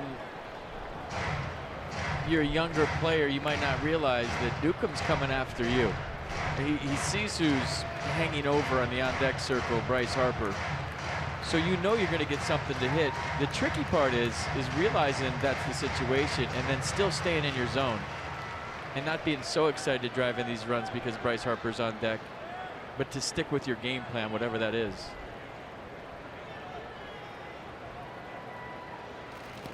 You call it being aggressive with a plan because you know he's got to throw you strikes, right? He doesn't want to face Bryce Harper with the bases loaded. But stick with your game plan, whatever it is, looking fastball away or fastball in, which is dangerous. But whatever your plan is, stick to it, but be aggressive with that plan.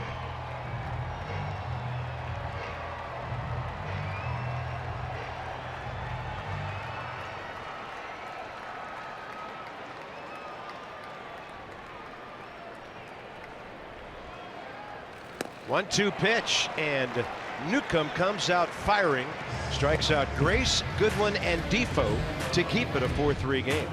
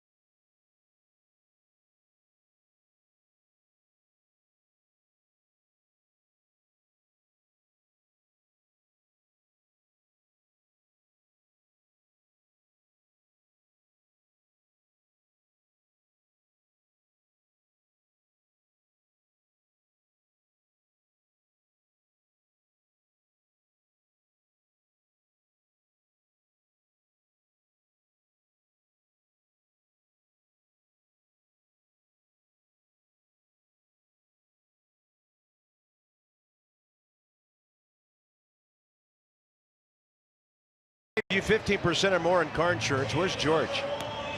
Number 1 is way back there. Another third place finish for Teddy. So for Abe, that's 16. Thomas Jefferson 15. George 13. Teddy shut out first half. So visit geico.com to see how much you could save. Chris Heisey, big hit for the Nats to put him on top. 4th RBI of the year, 7th base hit. And on a beautiful day, we go top 5. Swanson. Then it appears a pinch hitter, Lane Adams, for Newcomb, who has thrown 97 pitches in 4 innings. And then Ender Inciarte.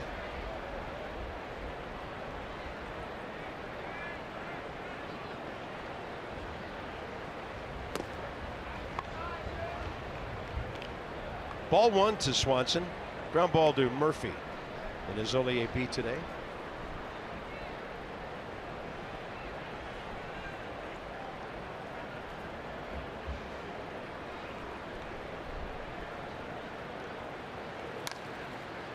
Up the middle, Murphy to his right. Plants and fires. Zimmerman has it.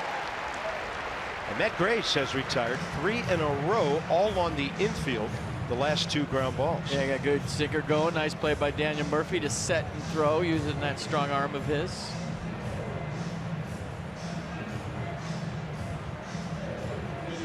Lane Adams is 1 for 2 in the series.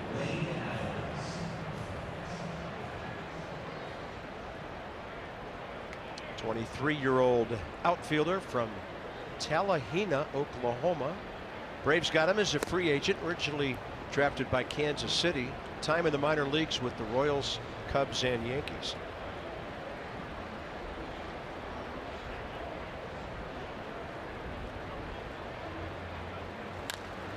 Left side, another ground ball, and Rendon gobbles that one up. 2 down. Season tickets to the historic 125th season of Maryland football on sale, and they start at just $125. Visit terps125.com or call 1-800-IEYEMA-TERP to purchase your tickets now.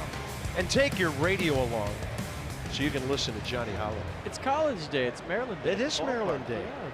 Fear the turtle. There's like 1 or 2 cheerleaders here, and the recording of the fight song being played. Impressive. Top of the order, Inciarte, strike 1.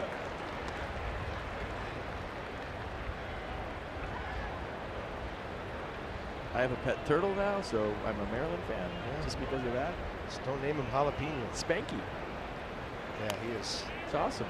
It saved his life. There was birds ready to eat him. He hatched him. Now he's my buddy. But didn't get into the pet calendar though. Wasn't asked. Had little Spanky in my hand, just holding him there. Yeah. Mr. October. Mr. November. It'll be a sad day in baseball when people go to a pet calendar to see broadcasters. That throws way offline, but Zimmerman has the tag, and Matt Grace on Terps Day here. 5 outs out on the infield. There they are. That's a pretty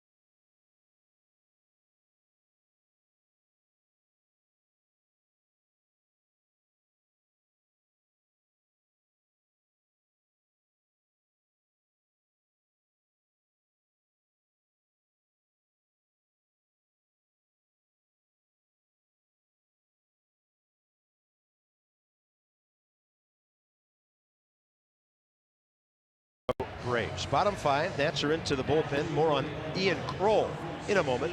While the Nats are on their All-Star break, check out the P-Nats in Woodbridge Monday. The Wilmington Blue Rocks in town. Dollar Monday featuring $1 tickets as well as $1 hot dogs. 703 590 2311 or PotomacNationals.com. 4 games this year, 2 innings. The Nats have torched Ian Kroll to the tune of 7 runs.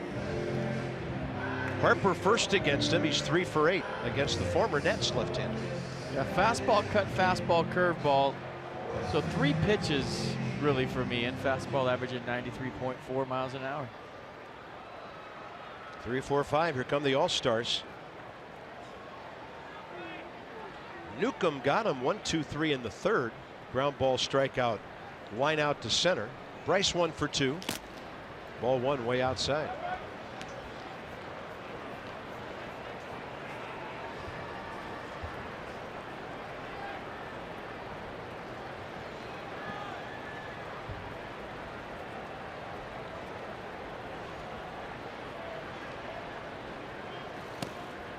On the edge, 1-1.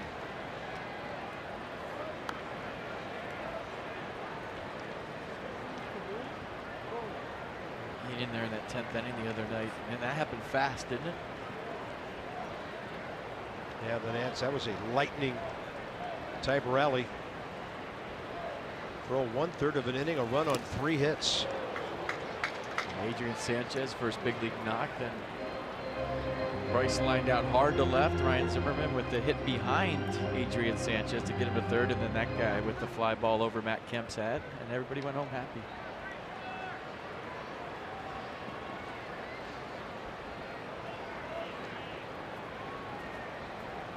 One and 2 to Harper.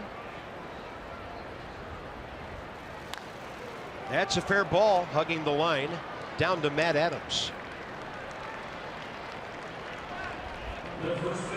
This game unmasked. Game number 88 on the season, brought to you by FH Fur. Absolutely the best. So the best the Nats can hope for would be 16 over 500 and a 9.5 game lead over the Braves if they can win this one. This is one of those 2 gamers today. It's either 9.5 or 7.5 when the last pitch is thrown.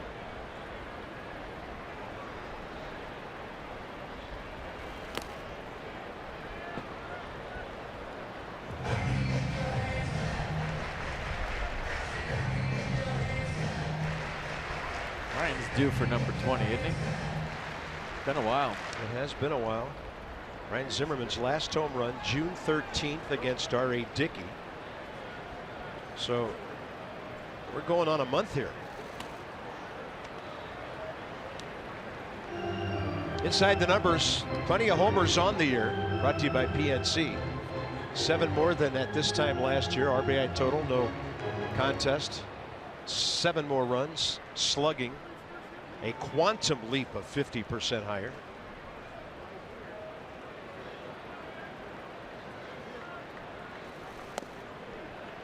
On the inside edge, 2-1. I think Ryan thought that was down.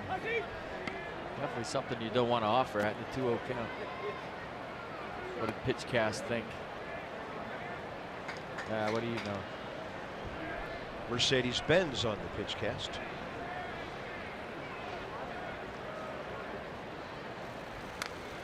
Out of play, right side.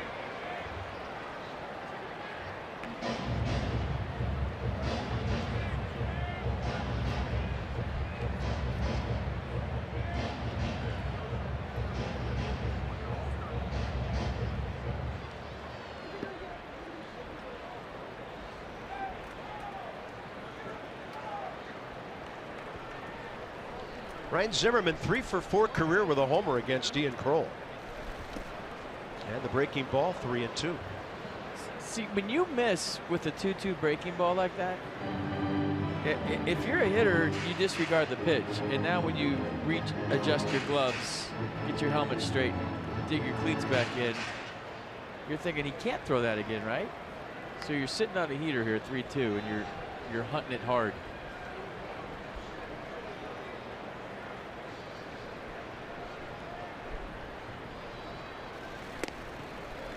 Ryan Zimmerman takes the base on balls. He had hit a grand slam earlier this year, mid-April, off of Ian Kroll.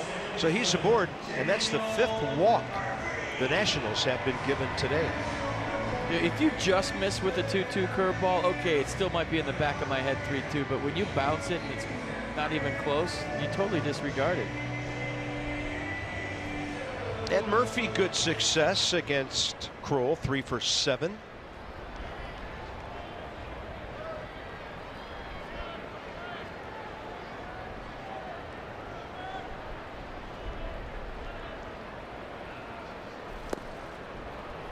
They've been pitching Daniel away with the lefties today. 385 fastball, almost 350 breaking ball. So, should you throw him 4 changeups in a row?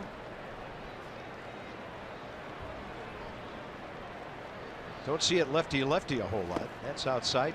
1-1. So you missed with those 2. What do you think he's looking for here? Play along with me at home. My first one was a strike. Missed with that. Maybe we play this once in a while. Guess what pitch is coming? Without looking at the signs.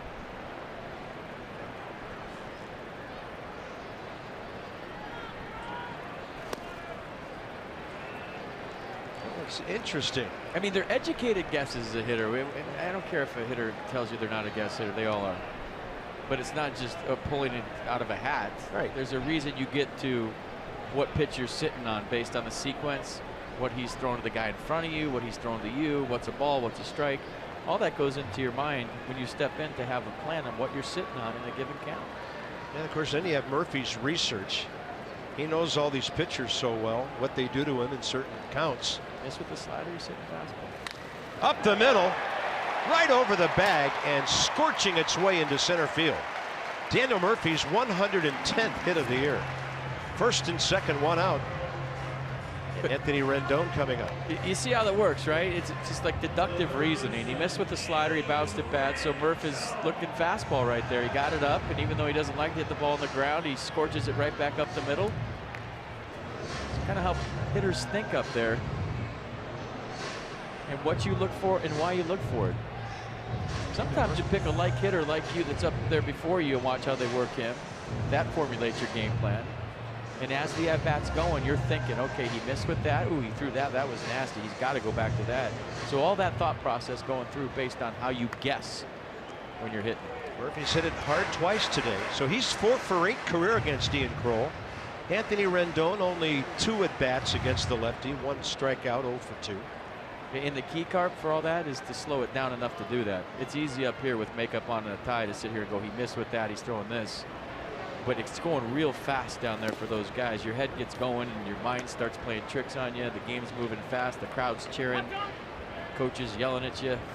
I mean, so that's the key, right? To think like I'm talking about in the middle of an at-bat is not as easy as it would appear. Rendon 2 RBIs already today. Kroll ahead. Out of play right side.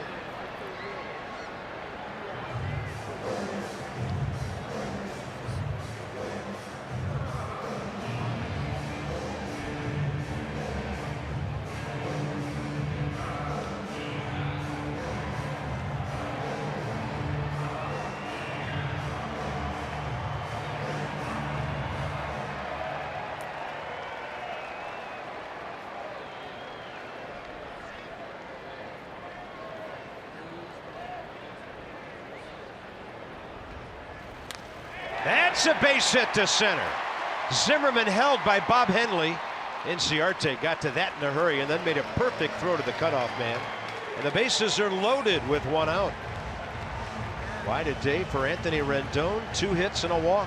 I'm telling you, start with that play he made on the Inciarte bunt. Ready to play baseball, made a sweet play. That kind of gets you into the flow of the game right away. And then the double first time up, the walk and the run scored second time up, and now slapping a single too hard to score Ryan Zimmerman, who got a great jump. Watch this, just a one-hop bullet to Inciarte. He charges it hard. He's got a good arm, had to hold him there at third. Matt Wieters with a chance to do some damage. Chuck Hernandez to the mound again.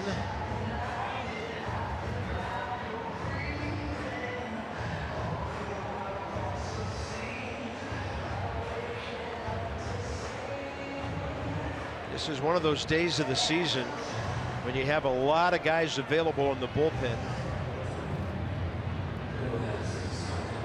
Although years ago, the last day before the All-Star break, everybody was available. The starters used to go deeper. These days it's a little different, but you may have an extra arm or two. So neither manager is going to let this one slip away very much before he's going to the next guy.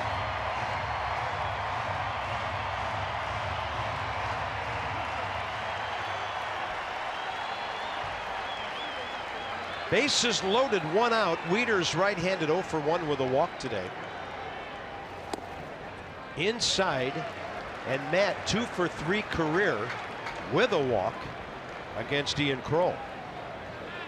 There's Luke Jackson, their right-hander, and we were wondering what's up with Eddie Romero, who hasn't pitched since last Sunday. He's throwing. Now, if Wieters gets a big hit here and drives in a couple, or Heisey does, Dusty could save with Matt Grace, but if it gets down to that number 9 spot, and it's still a tight game, he might pinch hit. There's Eddie. We haven't seen him since July 2nd. Yeah. That was the Sunday night game after Scherzer pitched in St. Louis. That's up the middle and a base hit. Zimmerman scores. Rendon coming home. Safe. And it's 6-3. Pardon me, Daniel Murphy. Rendon to second.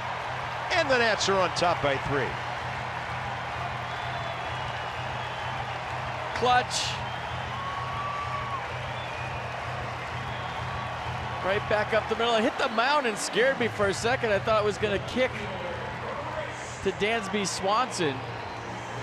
So watch the ball kind of ricochet off the side of the mound, but it gets up the middle. So everybody with me at home. Catman with 2 stakes right there. That might stick. We'll go with Catman for Matt Wieters for a while. Nicely done. Yeah, big hit. Ian Kroll having a nightmare against the Nationals this year. That's now 9 earned runs against him. It could be responsible for 2 more.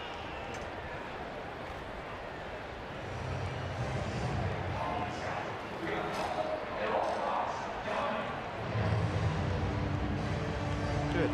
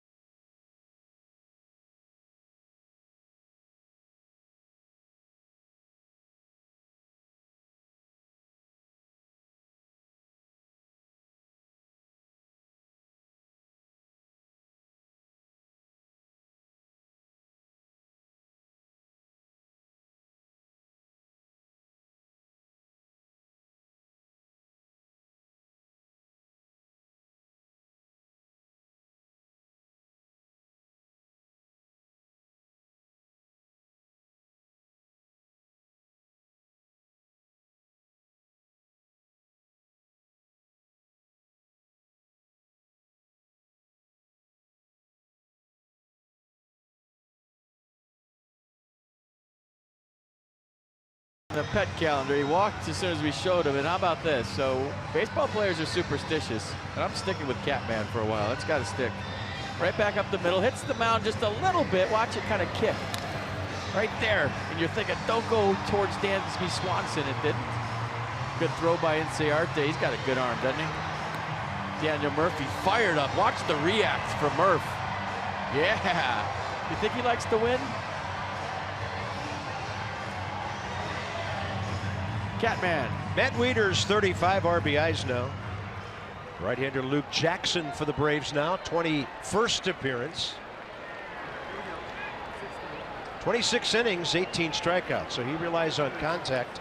And here's Heisey, who's 1-for-1 career against him.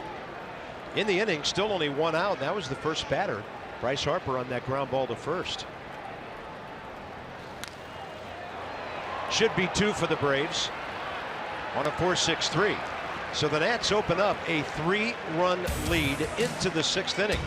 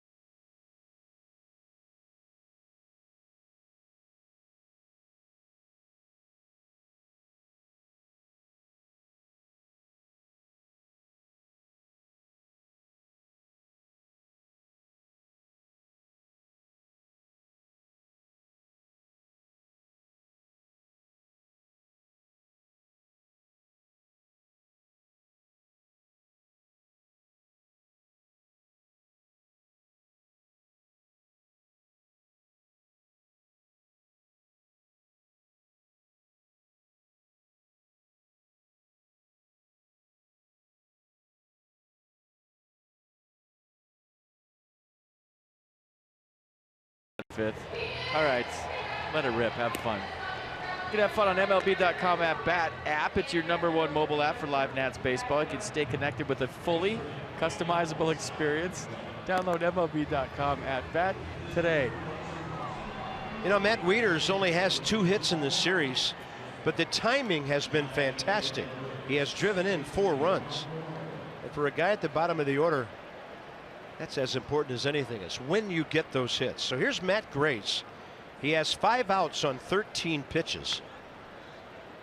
He puts the switch hitter Camargo on the right side, then faces Freeman and Kemp.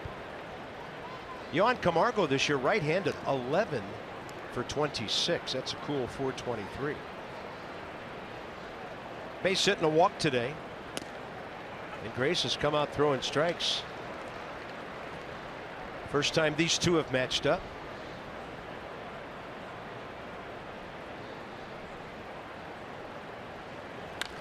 That ball is jacked and way out of here.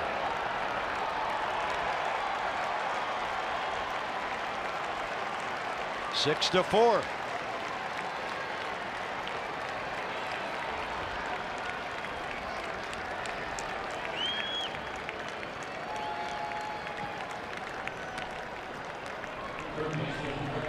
Well, we said last time up he hadn't had a home run this year, and that's his first career. Yeah. And Matt Wieters, you see him turn away at contact right there. He knew as soon as Camargo hit that, it was 6 to 4. Look out here, Freddie Freeman. He's driven in 3 with a home run opposite field today, and he hits one hard over the top of Murphy. And then Bryce Harper makes his second error of the year, and Freeman's going to get 2 more bags out of that.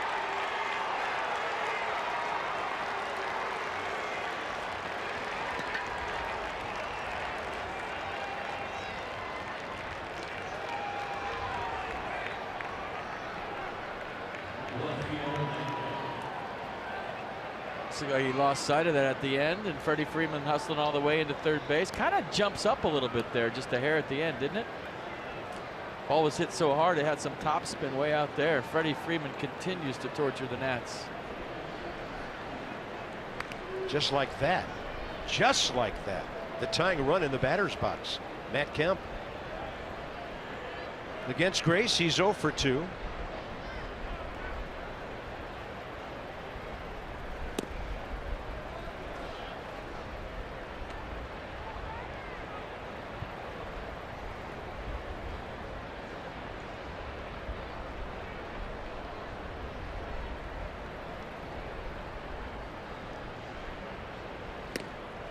Ball 2. Dusty just sat down the bullpen when the Nats went up by 3. Stayed with Matt Grace for another inning. And now there will be a renewed activity out there.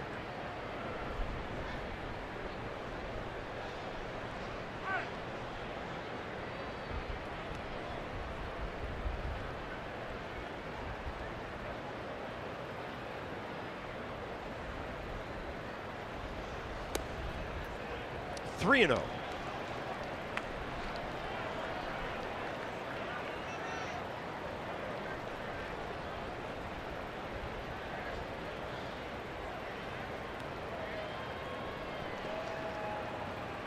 Swinging right here. Be careful.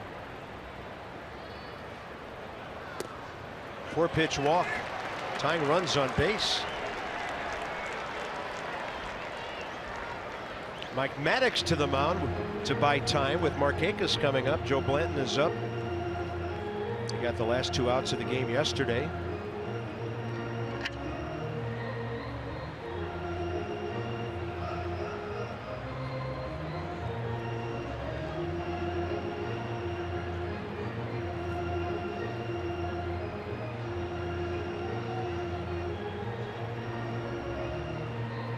So the Braves box. 2 walks in front of a Freddie Freeman homer in the 3rd. And then the Camargo homer leading off this inning, first of his career. Freeman a hit and Kemp a walk.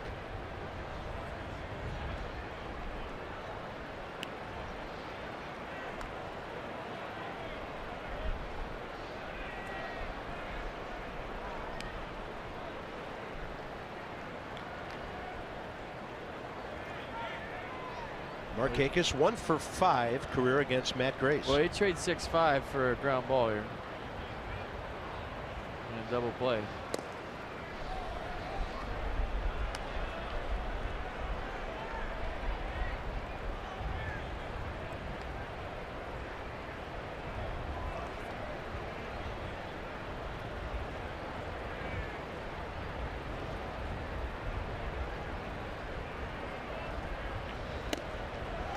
On the inside edge, and Markakis really didn't like that. He thought he had a 2-0 count. Oh, does he have a legitimate beef? Wow.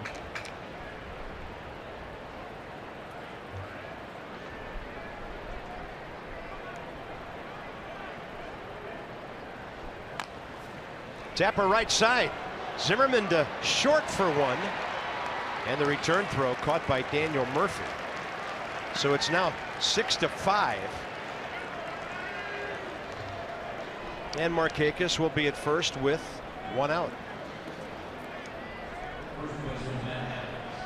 Well, not hard enough to turn 2, but nice play on the in-between hop by Ryan and the underhand throw to second, and that's one that Wilmer shouldn't have thrown.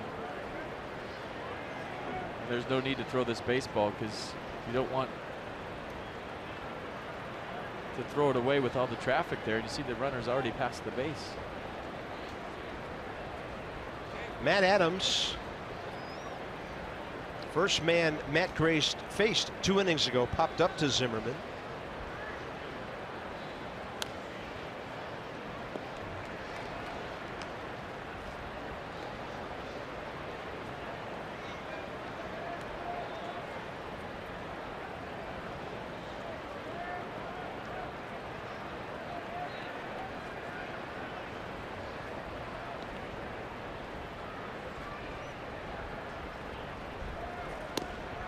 And a good one to the outside edge, 0-2.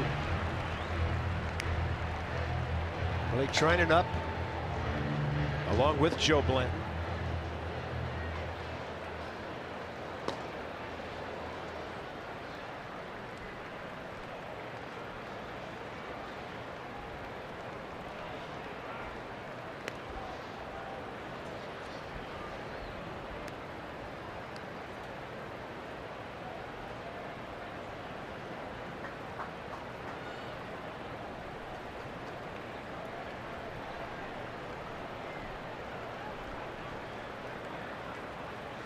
Swing and a miss on a pitch off the plate inside.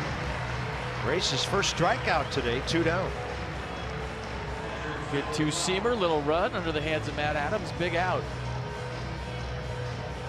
Now does Dusty Baker go to one of his right-handers here to face Flowers? Here's the strikeout pitch at Exmo. You can check it out. I'm going to look at the dugout and see what's up. Yeah, if he does, he'll either have to hit him to lead off the bottom of the inning or pinch hit for him, so it would be a one-batter deal. So here's Grace against Flowers. Got him on a ground ball to short. That's a ground ball to short, and Defoe to Murphy.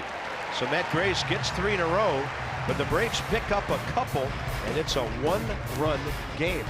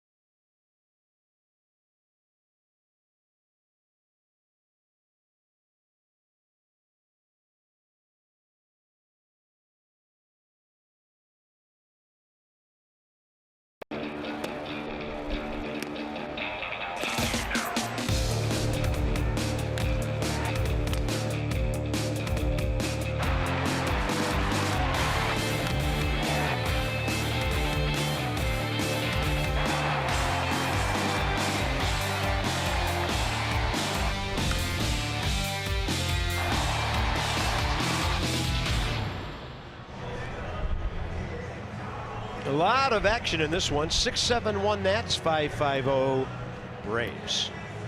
Nats box score. A couple of walks followed by a Harper hit, a Zim sac fly, and a Rendon 2-run double first inning. Another run on the Chris Izzy double after 2 walks in the 4th. And then Matt Wieters the big blow of the 2-run 5th.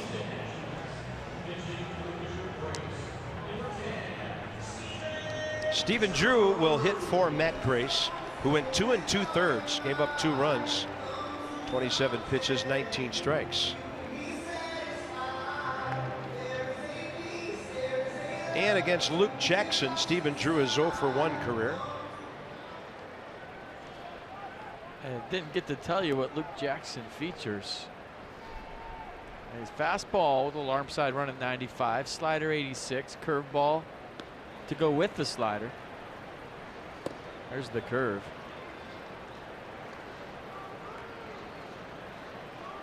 One pitch for that double play ball on Chris Izzy last inning.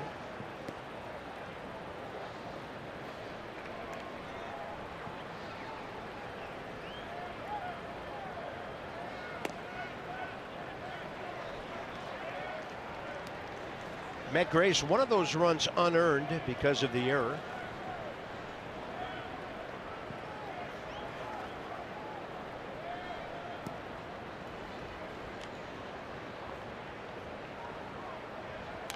And Stephen Drew ripping on 2-0.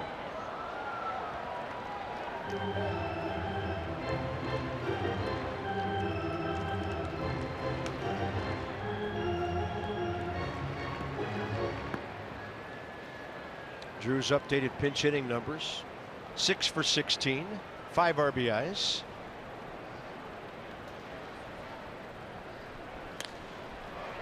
This one out there near the left field line. Long run for Matt Kemp. He'll get to the foul ball.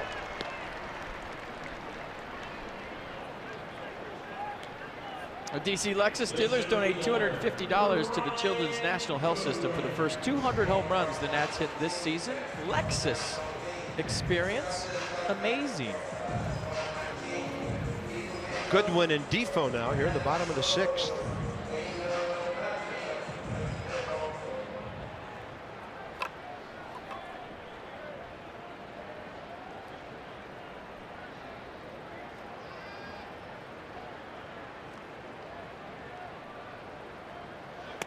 Showing bunt, getting Freddie Freeman on the move.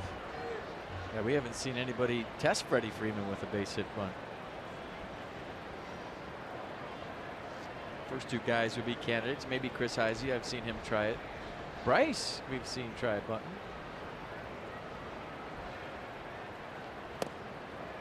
On the edge.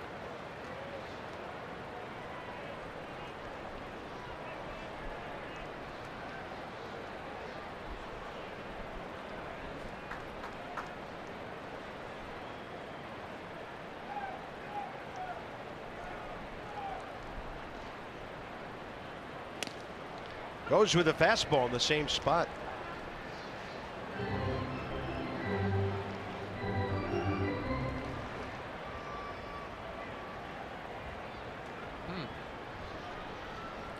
Counts 1-2 as you look at that box. So Brian knows he better be swinging. Ball had a lot of top spin. Camargo throws him out, 2 down. Defoe will try to keep the inning going and get Bryce up there against a right-hander here in the 6th.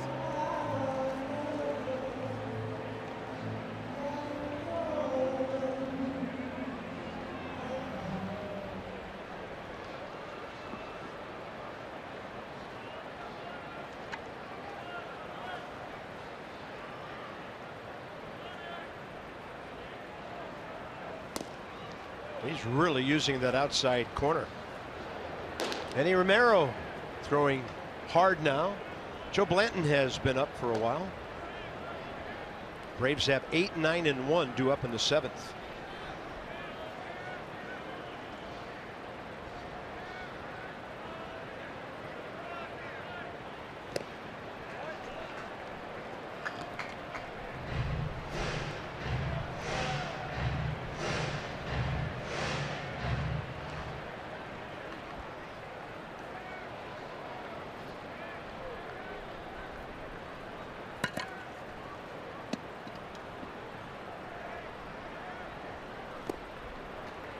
Ball 2.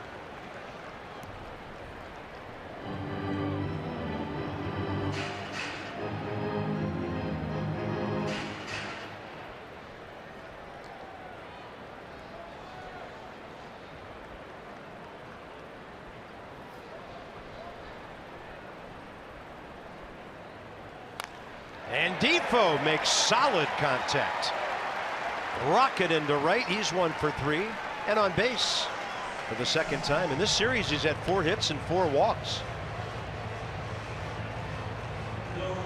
A nice swing by Wilmer. Very simple, short, compact, barrel of the baseball. And now the question is, for all you managers out there, do you let Wilmer run here with 2 outs, or do you let Bryce Harper hit? It's a very good question, and Bryce faces a right-hander for the first time today. 1 for 2 against Newcomb, 0 for 1 against Ian Kroll.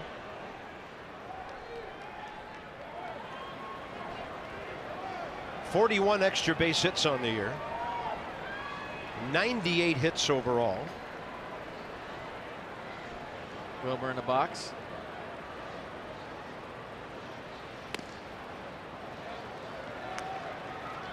I think you could steal it, but the risk of getting thrown out, and Bryce Harper not hitting here with a runner on. So those are all the things you take into account if you're a big league manager. Yeah, you would probably like this matchup better. That's why I mentioned the extra base hits, because Bryce can drive it and Defoe has very good speed. I would say if you could steal it, steal it, because you have the best 3, 4, 5 hitters in baseball. They're the top 3 hitters in the game right now in the National League. So it's not like there's nobody hitting behind Bryce. If you get a good lead and a good break, do it. because it looks like he's real slow to the plate. That'll be an unreachable foul ball. This is Harper's first appearance against Luke Jackson. Ryan Zimmerman on deck. Hasn't faced him either. How's that helmet?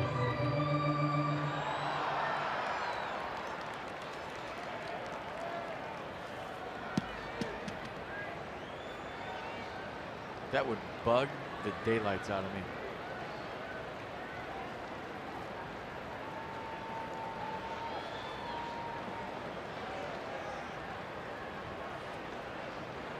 Nats by 1, bottom of the 6th.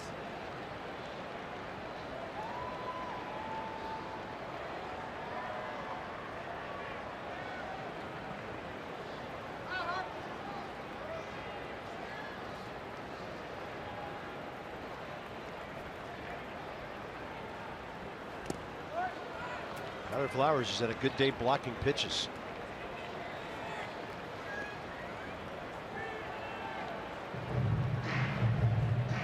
Wilmer's a small leader offer guy.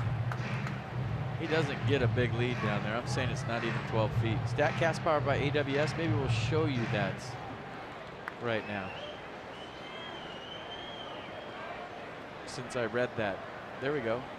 9 feet. 12 is average from what we've seen this year. So he's 3 feet shorter than the average lead.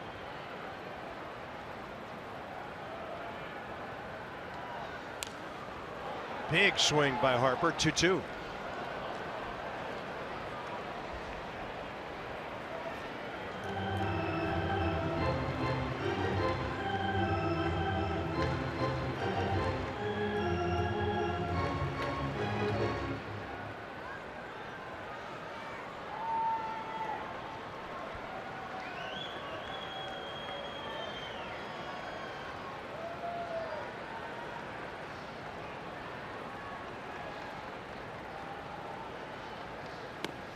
And he misses low.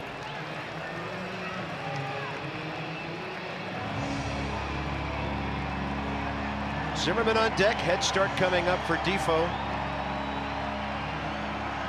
Bryce Harper still hunting his first RBI of this series.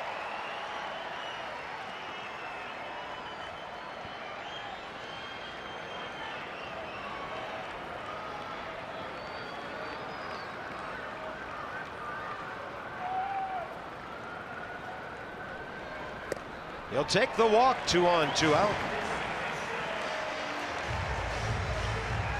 Bryce on for the 2nd time today and for the 7th time in the series.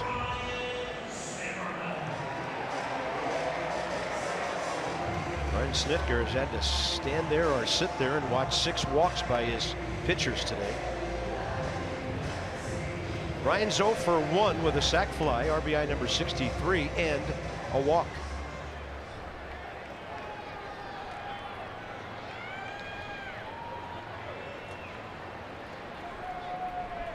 Pretty solid today for the Nats. Runners in scoring position, hitting just under 300 this year as a team.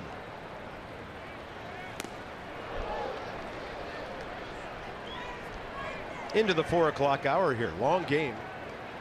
We've been underway for almost 2.5 hours. And it's the bottom of the 6th.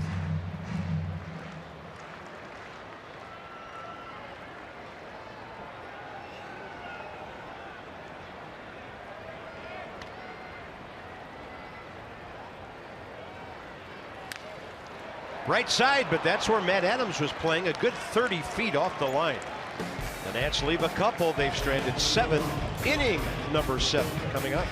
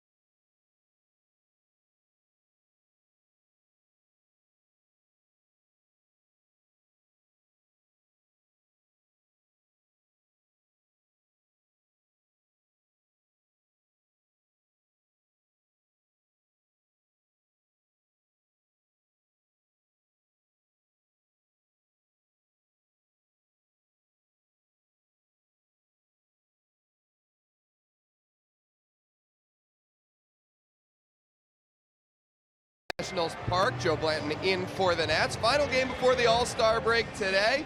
Dusty Baker saying the other day that he views these 4 days off as a mental break first and then a physical break after that. And he said a bunch of years ago a trainer told him that it only takes a couple days to decondition. So Dusty urges his players to do something physical during the break. Run, swim, throw, stretch. Something to keep your body sharp so that when the break ends, you're still ready to go. He says it's important to keep that body fresh. And guys, I want you to make sure to do something as well when we get back from the break.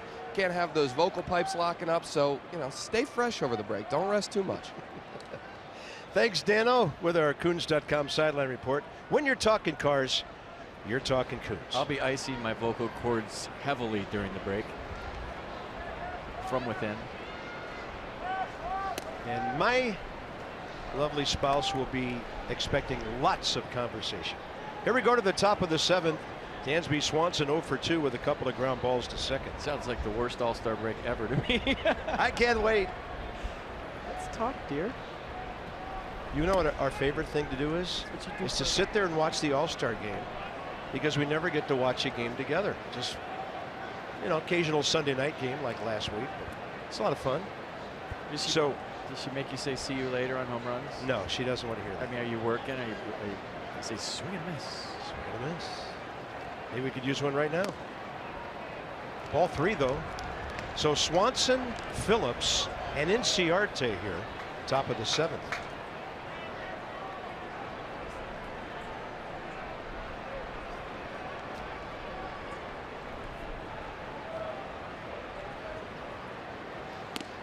Taking a strike.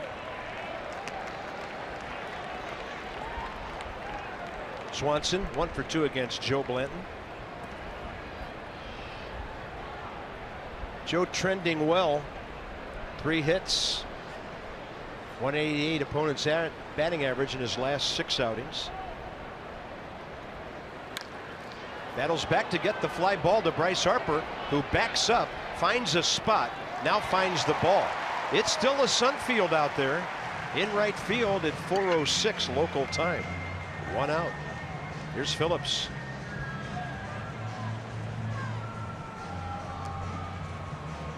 Brandon didn't get any hits yesterday, but he sure did an amazing job of keeping the Nats from having several. I mean, you would look at a 13-0 game and say, defense, what's the big deal about that? Well, he kept the Nats from getting on the board very early in that game. Well, weird story. Friday after the game, he's had a bad left quad all season long, and he had acupuncture performed on his quad, and he said he felt better than he has all season long. He's been playing with a bad leg all year, and you saw the results yesterday. So yeah, hats off to him. That was the Brandon Phillips who won 4 Gold Gloves in Cincinnati. Check swing. Here comes Murphy. And 2 outs for Joe Blanton with the top of the order Inciarte coming up. you ever had that? Acupuncture? Yeah. Yeah, I think once on a bad left shoulder.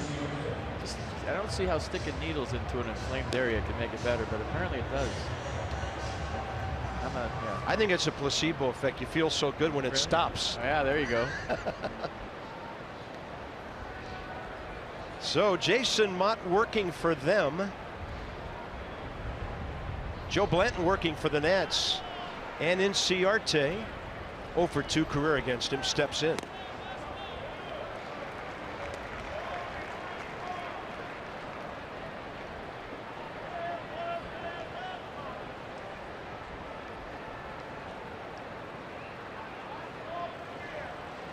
That's why shots of cortisone are the worst thing ever.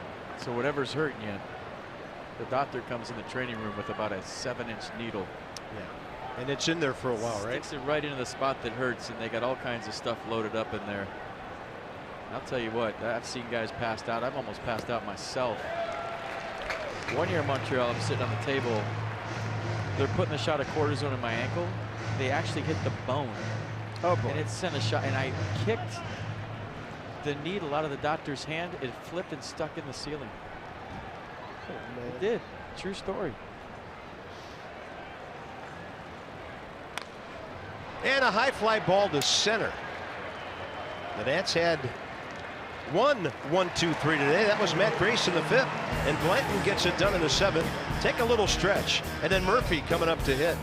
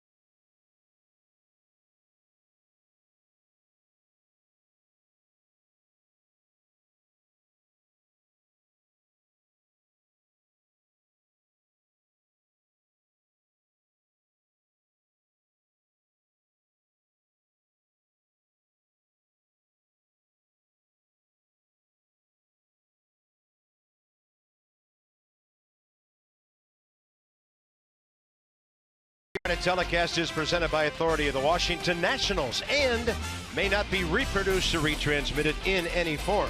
And the accounts and descriptions of this game may not be disseminated without the express written consent of the Washington Nationals. Masson Yacht taking a breather, some smaller craft going by on this beautiful Sunday. 6-5 Nats. They've out-hit the Braves 8-5. A lot of outs to get. But you like the way Joe Blanton's trending recently, and other than 1 or 2 pitches, Matt Grace got the Nats some badly needed outs. I thought Matt Grace did great today, and I thought Joe Blanton is tracking in the right direction. Another good outing for Joe, 1, 2, 3. So he's keeping the ball down. He's got a little bite to his slider and his curveball. He's looking real good lately. But hey, Murph leading off, and Nats need some more runs. Do you get the feeling, and you've been in this situation before, you're kind of grinding down toward the end of that game number 88 to get those 4 games off, because it'll be a relief when you get some time to yourself? Yeah, but as a player, your mentality has to be, I'm leaving it all out on the field today. When you get 4 days off going into an all-star break, I mean, there's a lot of Nats that are going to play in the game, but they're going to have a good time down there, and it's not like they're going to grind out a 9-inning affair in the all-star game. So you want to play as hard as you can and leave it all out there, because you know you got some rest coming. And remember, all of you at home, Dan Kolko says, keep up your physical activity during the break, because we certainly will hear it. So the Braves are a little further into their bullpen. Jose Ramirez. Saw him early in the series. He pitched the 8th inning on Thursday night. A hit, no runs. 8th inning on Friday night. Nothing across. He hasn't thrown 1 pitch from the mound. These are all of his warm-up pitches are from back here. He started in front, and now he's back here throwing from basically second base. Boy, he's going to feel like he's right on top of the hitter. Well, that's the idea, I would think. But how many has he thrown? I mean, those all count, right? I don't think so. Does he get 8 now? Wait a minute. There's no injury. He's replacing a pitcher who was pinch hit for. So if you, the home plate umpire, Bruce Dreckman's looking right at him. I mean, I was told he'd thrown about 15 from back there, and now he gets 8 on the rubber on top of that? Well, that's a great way to speed up the game. I mean, that can't be legal. I'm sorry. Murph's singing his walk-up song to himself right now. So gracious. Murph's thinking, to throw as many as you want. I'm about to throw one in the gap off you. So any pitcher could come in and stand off the mound and throw as many as he wants. Yeah, I mean, basically had 20-something warm-up pitches here. Never seen that in my life. How many times have you said that this year? I say it every A lot. I say it off camera, too. The car drives by. I've never seen that in my life. But I haven't, really. Have you? No, never. This is nuts. He's replacing a pitcher that Brandon Phillips hit for. Or to be correct grammatically, for whom Brandon Phillips hit. So you're telling me you can Crazy. stand between second and the mound, throw 10, 15 times, then you still get on the mound and throw 8 warm-up pitches? To me, that's really playing with the rule. Unless it's an injury thing and he's taking his time and that's part of his routine. And Bruce Dreckman just said 2 more. Okay, make it 40. You know, and this is why fans and some broadcasters are a little skeptical every time some message comes out of New York City about speeding up the game. It's been 6 minutes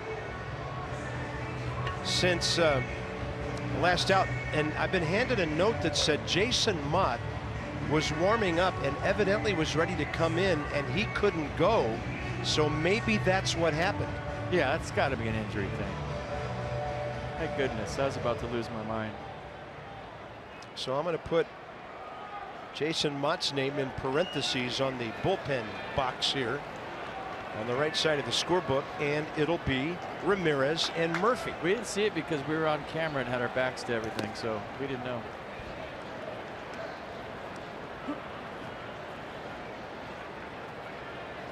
All in all, that was pretty quick warm-up by Ramirez then. If you think about it, he didn't know he's pitching. Yeah. And that's a strike, 1-1 to Murphy. Daniel 0 for 2 career against Ramirez. Base hit up the middle last time, led to a 2-run Nationals 5th after the walk to Zimmerman before the Wieters heroics with the bases loaded. 1-2. Check out last year where we finished second most valuable player vote compared to this year at the break. Consistency, huh? Look at that.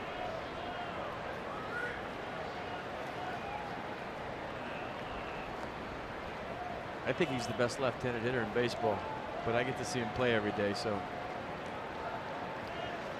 I don't think that's a stretch. Not at all. I mean, Bryce is a good hitter too.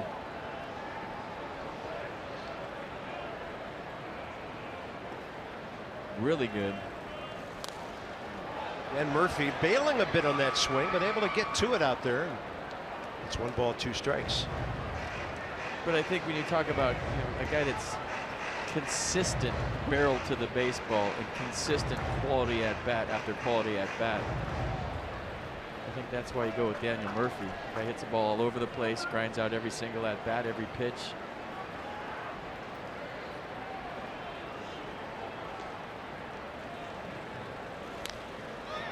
How to play right side.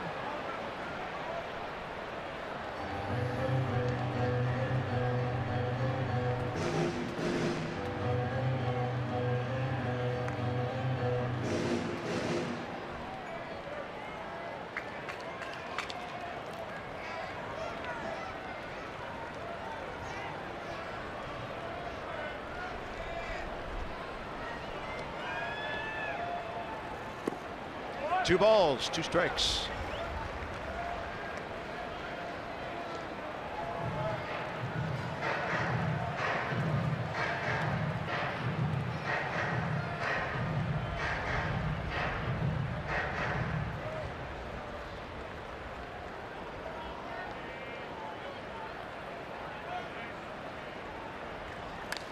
And a bullet to left.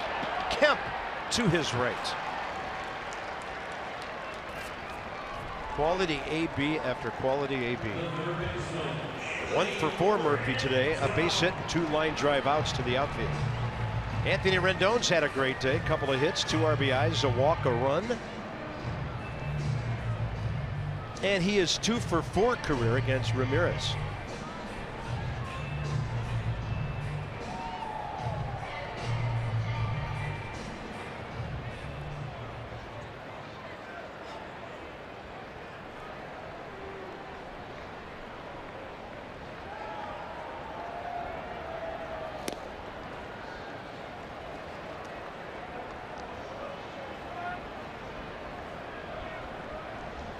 Annie Romero for the 8th. And that's with Camargo, Freeman, and Kemp coming up.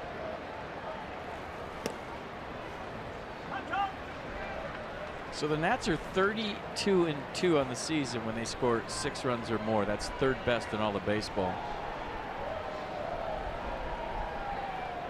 Braves are 21-0 when they score 6 runs or more, and that's the best in baseball. 2-0. The Nats have done it 34 times, which is impressive. Nationals have scored 6 runs today. 4 of them players who were walked touching home plate. 3-0 on Rendon, and he'll have a 4-pitch walk. So the Nats have been given their 7th walk of the day. Just like we promised you earlier in the game, it's Miller time, brought to you by Miller Lights. We're going to check out Cat Wieters last time up. Base it up the middle, couple of runs. Matt having a nice day. Hit the ball hard up the middle. I was going to say hit the ball hard last time up before that, but he walked, so on base twice. A couple of RBIs. That's your Miller moment, Matt Wieters. Now he'll turn around from the other side and try to do it. 0 for 3 against Ramirez.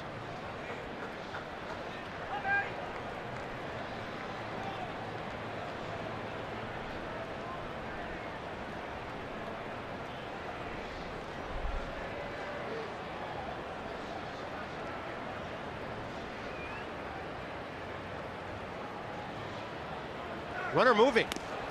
Pitch is a strike. And the ball ends up in center field. The Nationals steal their first base of this series. Rendon's 5th of the year, and he ends up at 3rd with 1 out. Little ambush steal by Anthony Rendon. I think he might have thought the ball was fouled off. Did you see that last look? And he slowed down going to the bag. Sometimes you hear the glove pop and it sounds like the bat. But once he saw the throw into center, nice job of popping up, finding the baseball and getting to 3rd base. Matt Wieters has a chance to drive in another run now. Yeah, Wieters has driven in 4 in this series. Infield way in. Late in the game, got to plate this run. And he will. Kemp behind it, momentum, Rendon flying home, and the Nats lead 7-5. Matt Wieters, Mr. Clutch in this series.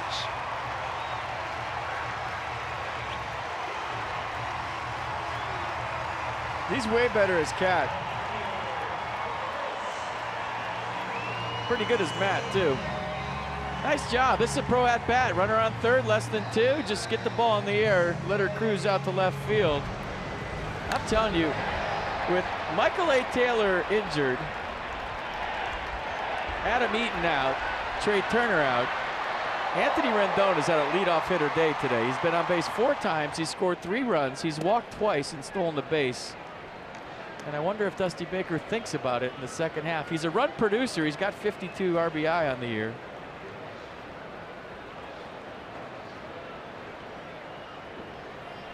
High Z fighting one off, and Matt Kemp right there. So a quick bottom of the 7th inning. The Nats make things happen very quickly, thanks to Rendon's speed and the clutch hitting of Wieters.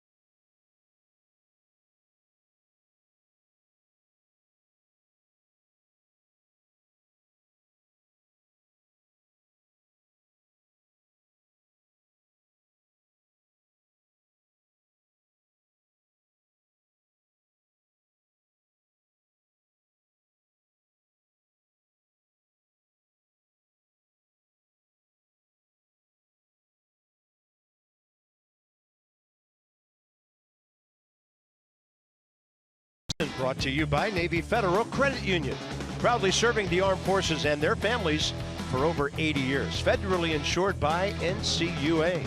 And by the Lexus RX, featuring a pre-collision system with pedestrian detection.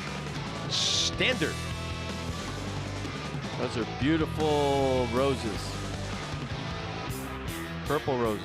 Anthony Rendon, quite a day. At least they're alive this time. And by the way, Rendon and Wieters have driven in 5 runs between them.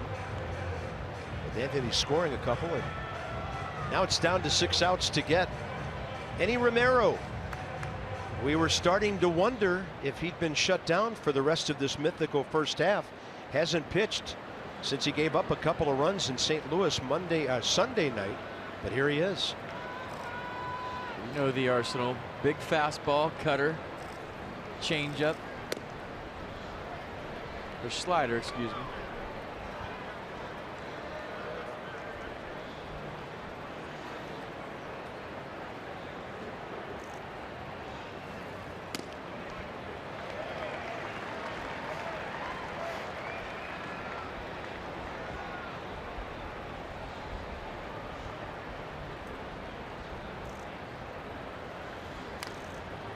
One and two. The big key is getting this first guy because of who's behind him. You don't ever want Freddie Freeman representing the tying run late in the game.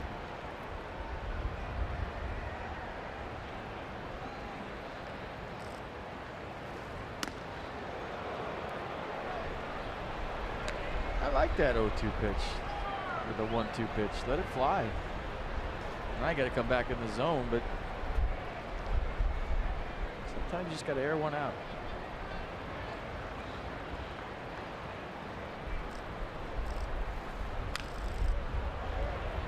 I tell you, this Camargo's something else. 7 for 11 in this series. First major league homer last time up. 2 RBIs and a pair of walks this weekend. JOHAN CAMARGO.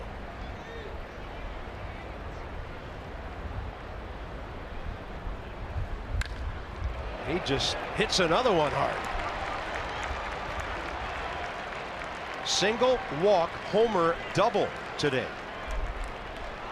And it's Romero against Freeman, who's 1 for 1 against him.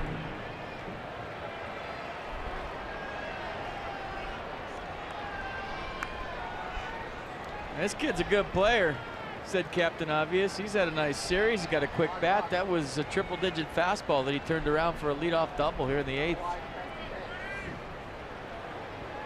Well, this might be the save right here. 8th inning.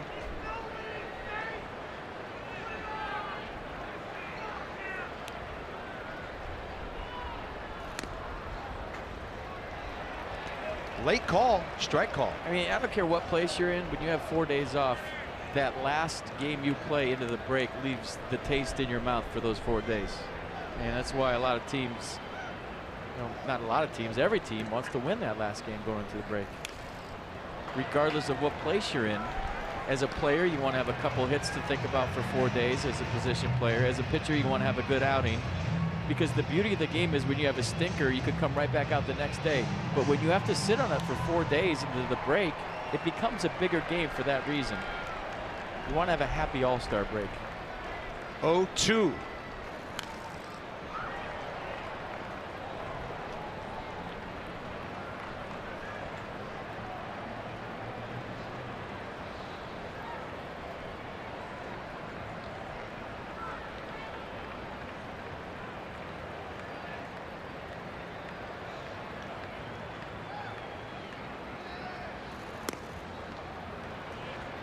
And you know who wants that more than anything? Winning into the break and you having a good day? Your wives and your kids. Because they want happy dad and happy husband for 4 days. 1 ball, 2 strikes. Swing and a miss on a 101 way upstairs. How often do you break down a hitter like Freddie Freeman like that with 101? That was impressive. We'll show you the whole sequence. First pitch heater, double 9s. Then he's going to drop another one on the outer half. So pretty good command. Then he goes 101. And watch the payoff pitch to Freddie Freeman coming up right now. 100 miles an hour. Unbelievable breaking down a hitter like that with 101. That was very impressive. Kemp 0 for 1 against Romero.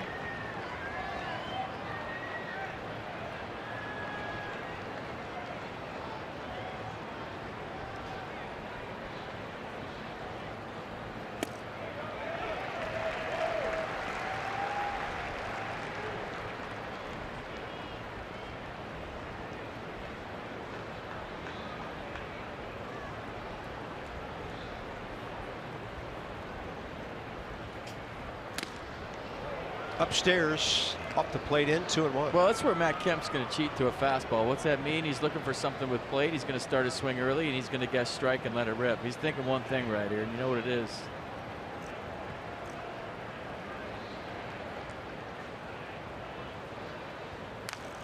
Yep.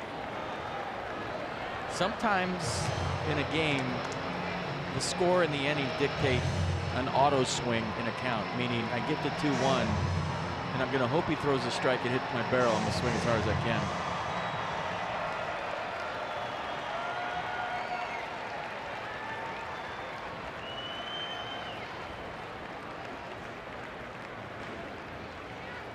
Swing and a miss, 2 down.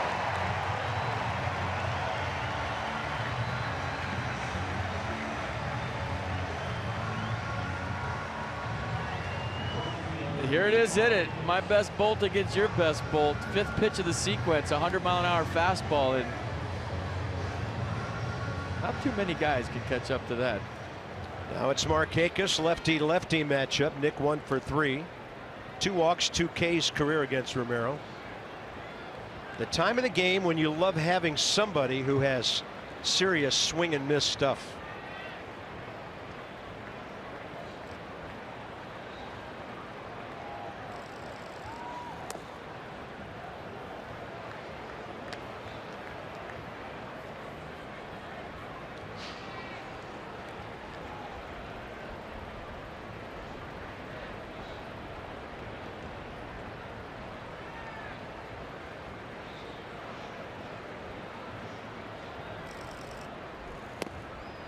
Ball 2.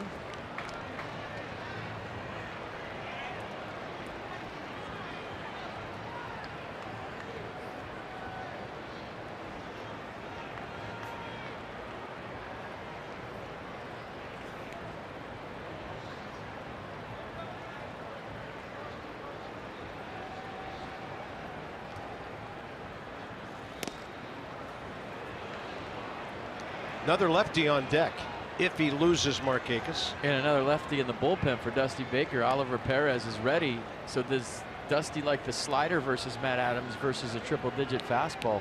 First things first, got to try to fight back into this count against Nick Markakis. But interesting decision could be coming here.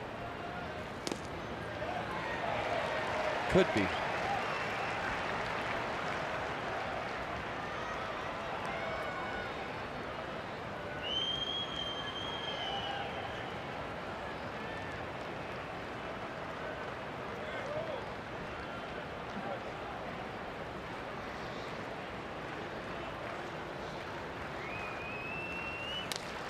To the shortstop, Defoe.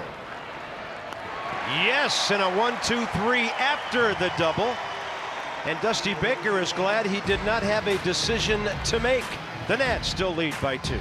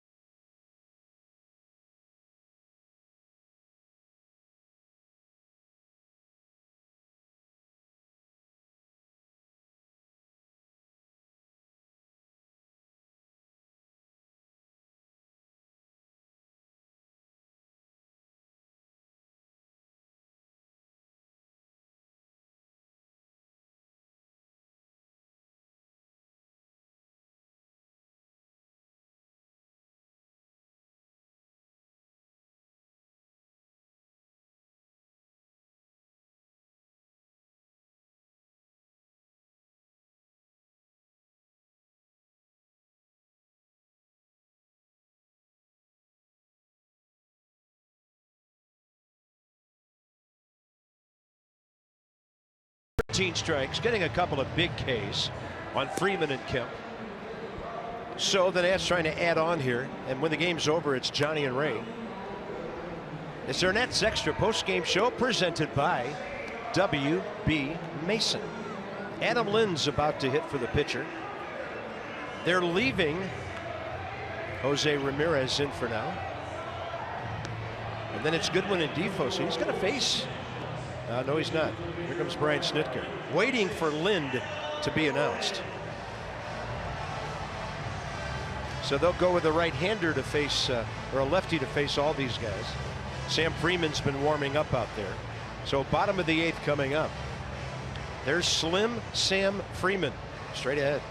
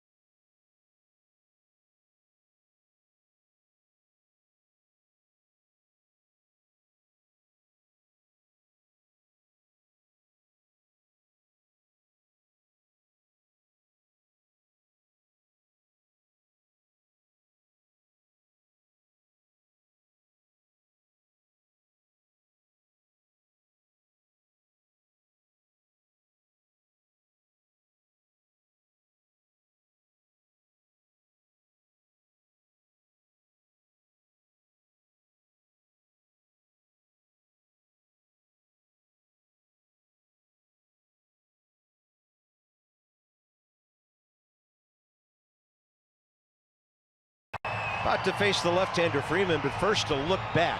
Now last year the mythical first half ended after 90 games. This year it's 88. So the Nats could have within 2 on the number of wins.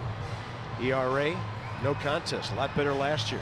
Team hitting robustly this season, scoring almost 5.5 runs a game, and the home runs just about equal. Here's Sam Freeman. Last saw him in the 9th inning on Friday night. He got 1 out in a situational matchup, getting Brian Goodwin on a fly ball to center. A fastball 95, slider 84, changeup 87. Was the fastball 56% of the time.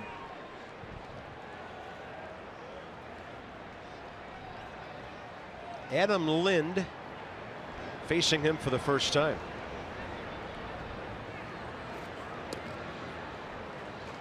Ten for 27. 3 homers, 9 RBIs as a pinch hitter. 1 starting nod in this series so far. 0 for 5 on the weekend.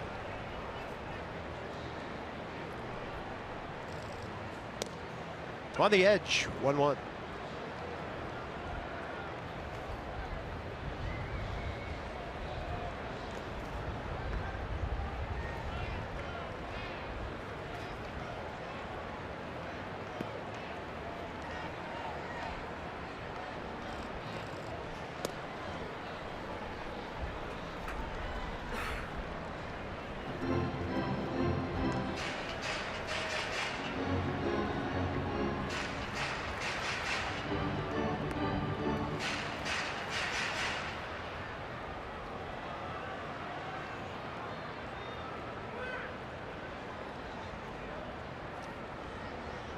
And a 2-1.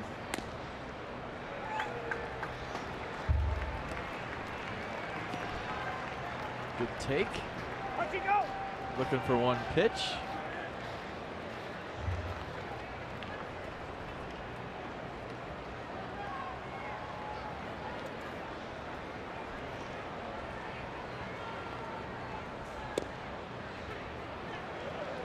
much to do with that one, do you? 96 painting away now. Looking for a mistake out over there.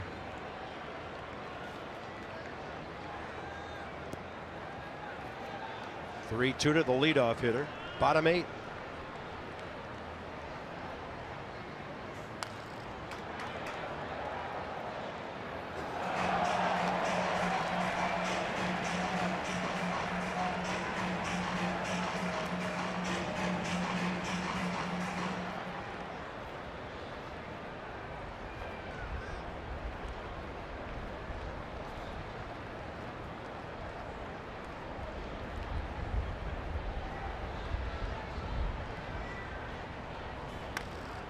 Jammed, and Adam fights it off straight back. Sam Freeman reminds me of a left-handed version of Carl Edwards Jr. from the Cubs. You know, lanky, skinny, electric fastball.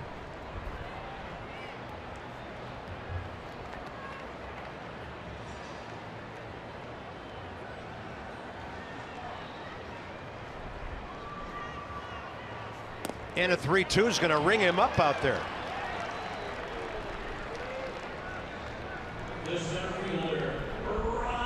That's a tough assignment for Adam Lynn. I mean, he's coming off the bench and he's thinking he's facing a righty, and all of a sudden Snitker goes to the lefty and he sees 97 on the black for strike 3. That's a rough at bat to wait around 3 hours for.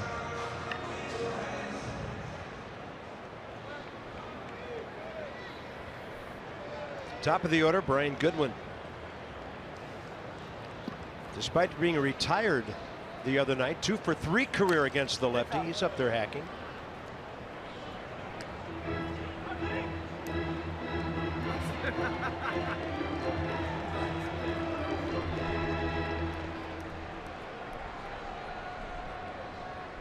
Well, if you're wondering who's got the 9th, it might be more than one guy.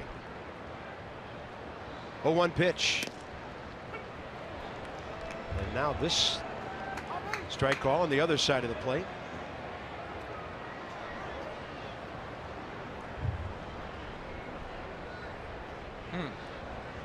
Brian Goodwin's had a tough time with the strike zone today and knowing what's a strike and what's a ball because of what's been called on him. He's shown a number of pitches out of the zone that he's taken and gone his way.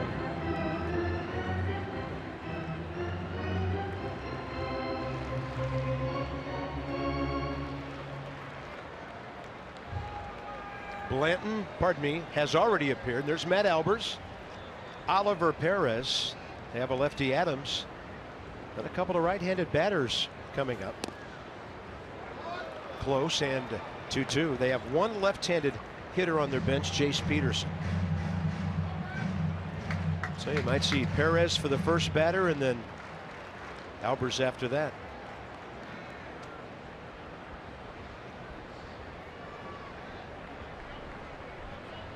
Two-two to left, and Goodwin is 3 for 4 against Sam Freeman.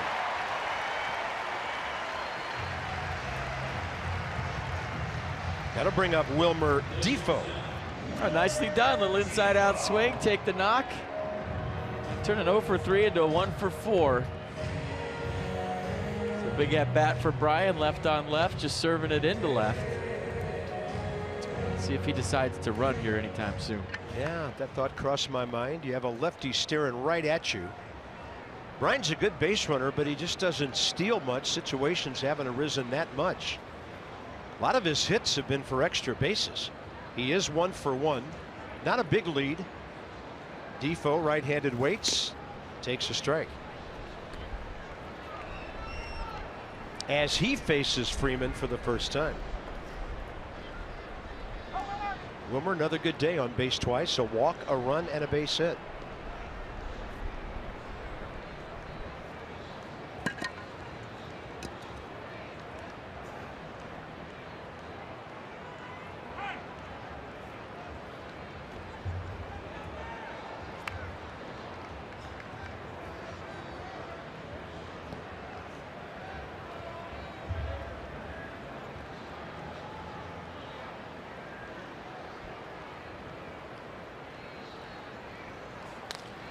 Slaps one up the middle, and it's through Swanson into center field, and Goodwin to third.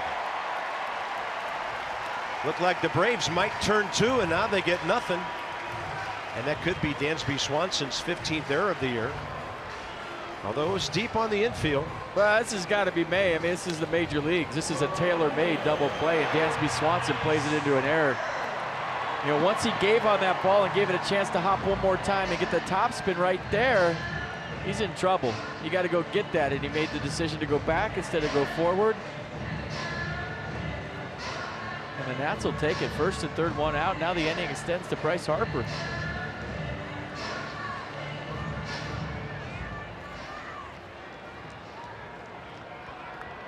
And they post a hit on the board. Well, he played that into a hit. Nats will take it. Here's Harper. First order of business. Get Goodwin home.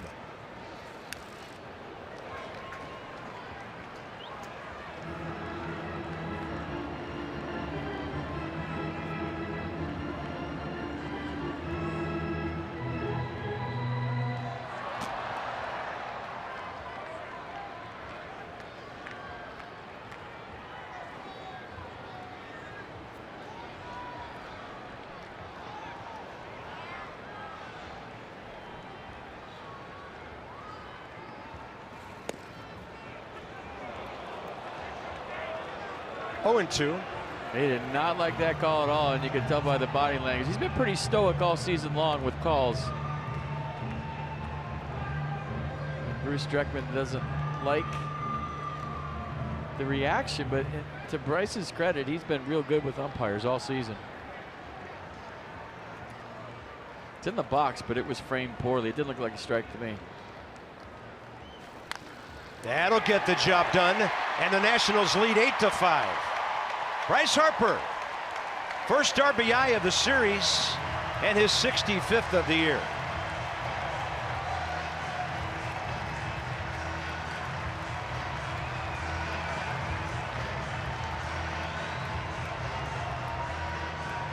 Oh, didn't let him bother him. He stayed in the at-bat, got a slider. His head came off when he hit it. So headless Bryce Harper runs to first. It's a clutch knock, man. Need some Huge. outs. So first and second, one out. Ryan Zimmerman 0 for 1 against Freeman.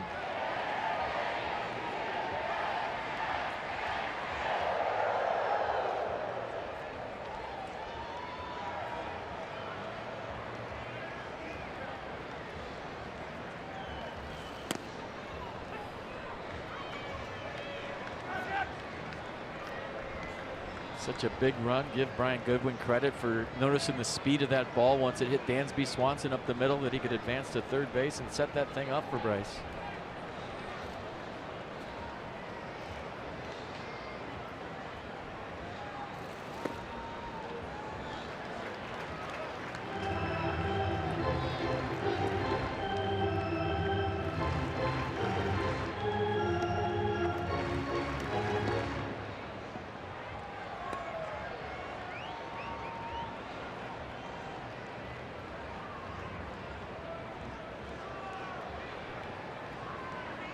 Ryan an RBI already today on a sac fly. I'll tell you what, if he entered the home run derby and they invited him, he would have a good go at it. You should see his batting practices every day. He puts on a show.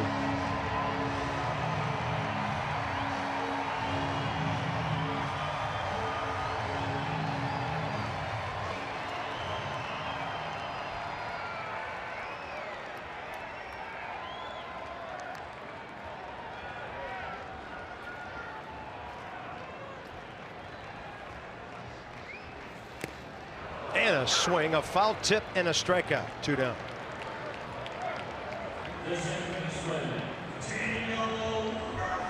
Murphy lefty here. A walk and 1 for 3 career against Sam Freeman.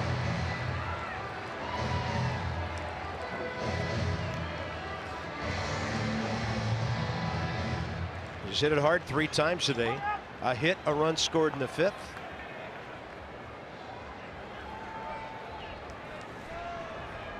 They go into the All-Star break as the National League leader in batting average.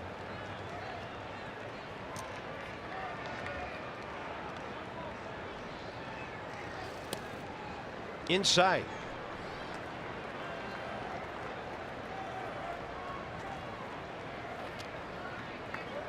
Well, you have a feeling he'd love to take a double and 2 RBIs with him to Miami, don't you?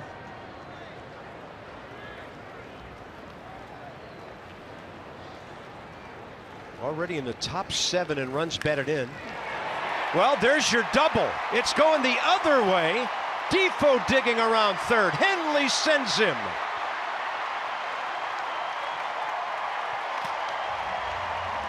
The all-seeing, all-knowing, all-predicting Santangelo next to me, and now the Nats have a 5-run lead. Not a tough call with that guy. Are you kidding me? Unbelievable. Can you pack a double and 2 RBIs in your suitcase to go to Miami?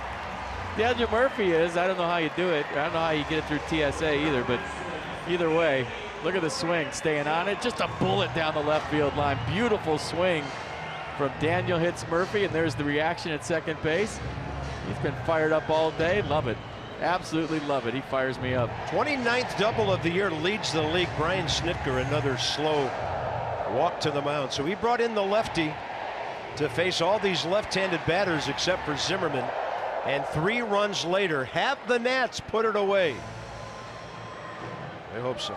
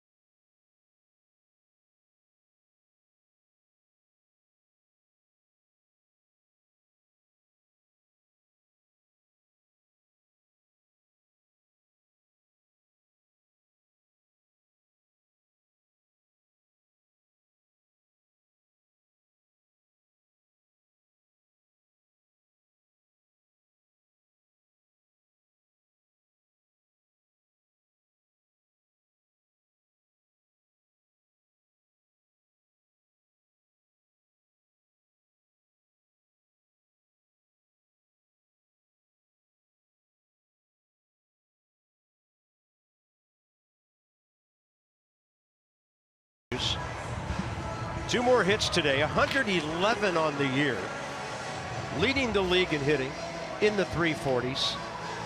So at this time last year, he was actually 6 points higher in 2 extra games. More homers. This year it's the doubles, and the RBIs are just about even. The consistency, amazing. Might be heading toward an MVP. Akil Morris.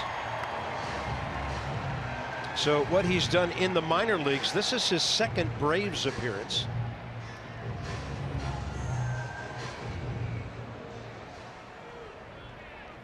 Pitched a 1-2-3 9th inning in the blowout yesterday. And here's Anthony Rendon.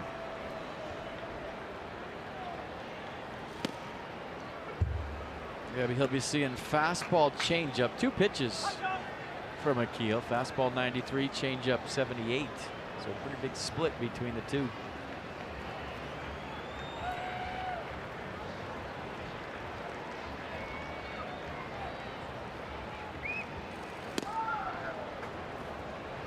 And that slider is strike. Look at that. The Nats just under 500 with runners in scoring position today.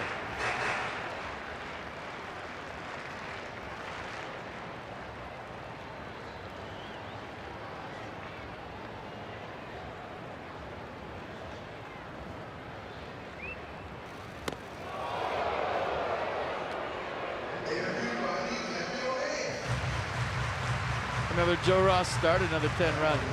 True. And we hope Joe's okay.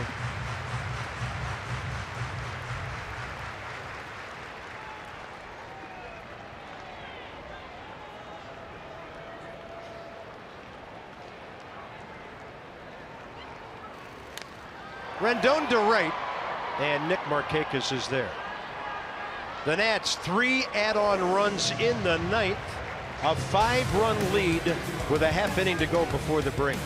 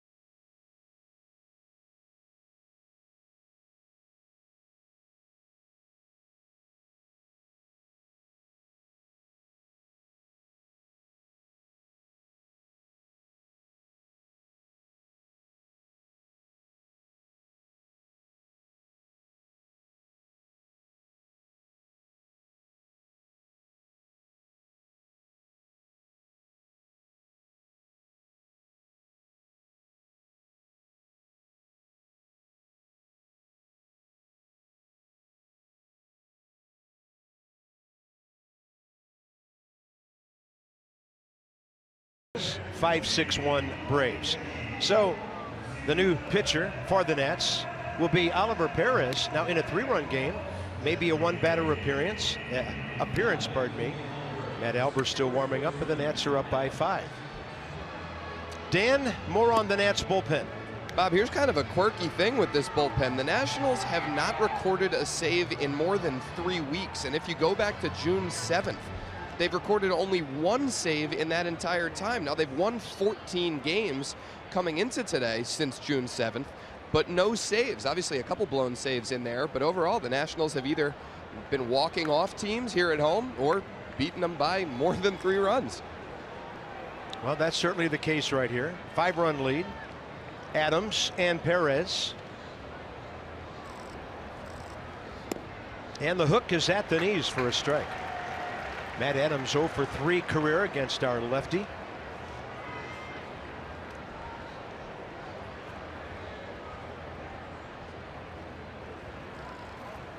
And the fastball up, hammered down the right field line.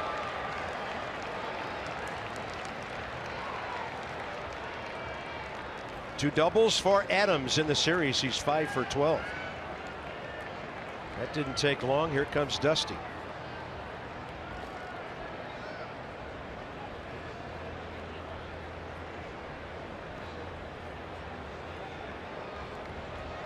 So this one, Matt Albers the rest of the way.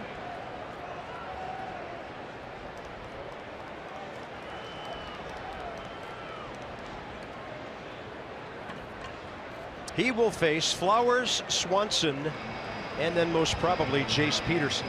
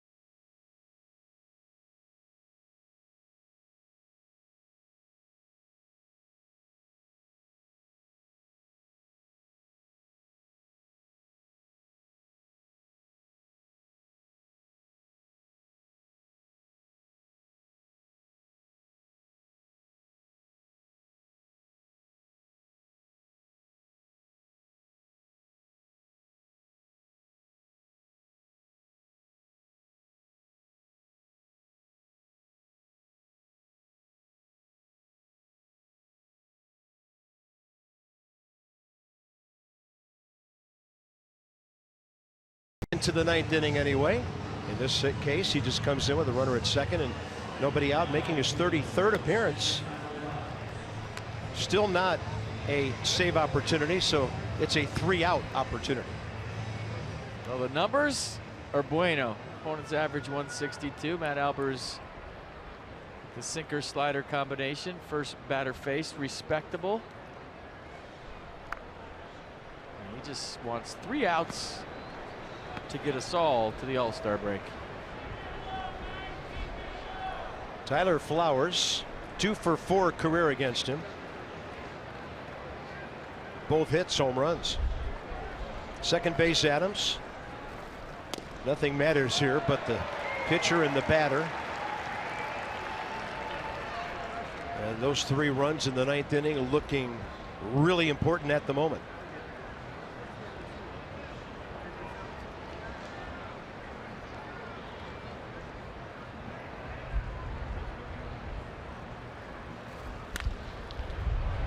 On the fly to Murphy on the line drive, 1 out.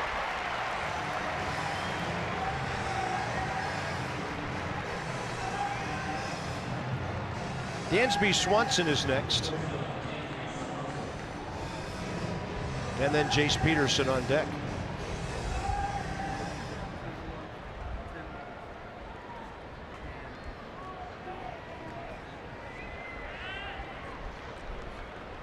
So there's Peterson, Kurt Suzuki, their other catcher.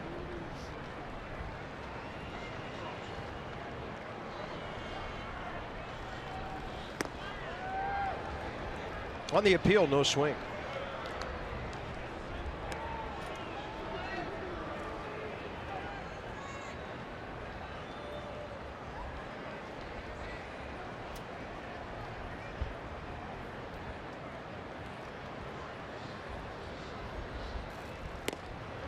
That's on the inside edge. Good slider.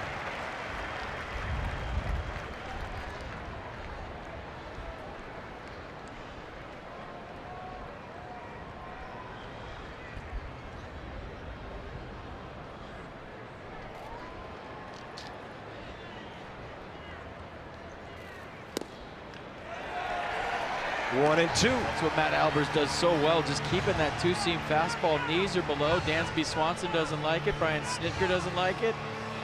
Somebody in the Braves dugout doesn't like it, I should say. I thought it was down. Tyler Flowers chirping down there. Pitchcast liked it. Pitchcast liked it a lot. Well inside the box.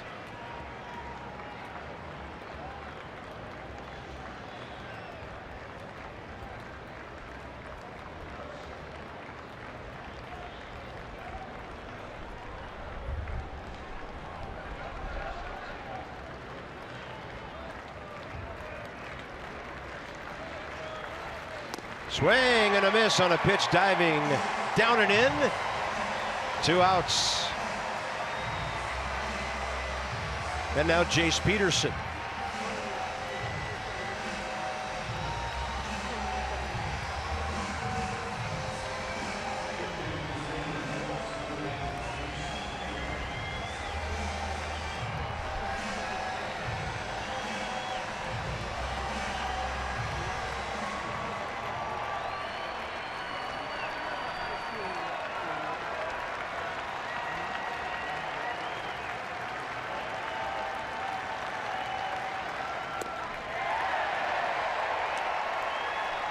Peterson as a pinch hitter, 2 for 8 with an RBI.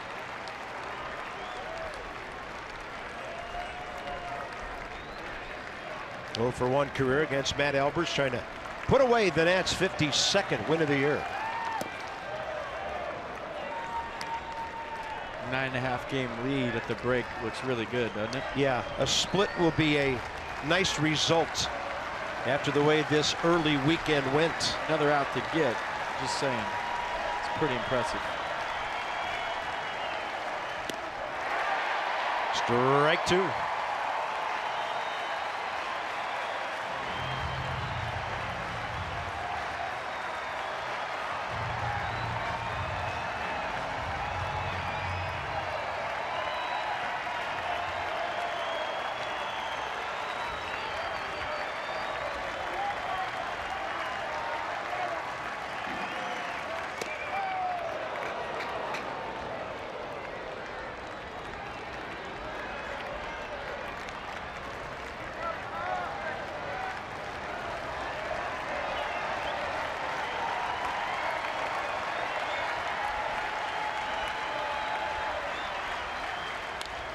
And this one to left. Chris Heisey. He's got it. And the Nats will go into the All-Star break with 52 wins, 16 over 500, and a 9.5 game lead over the Braves. So they took care of business today, and it'll be Matt Grace the winner. Back with more in a minute.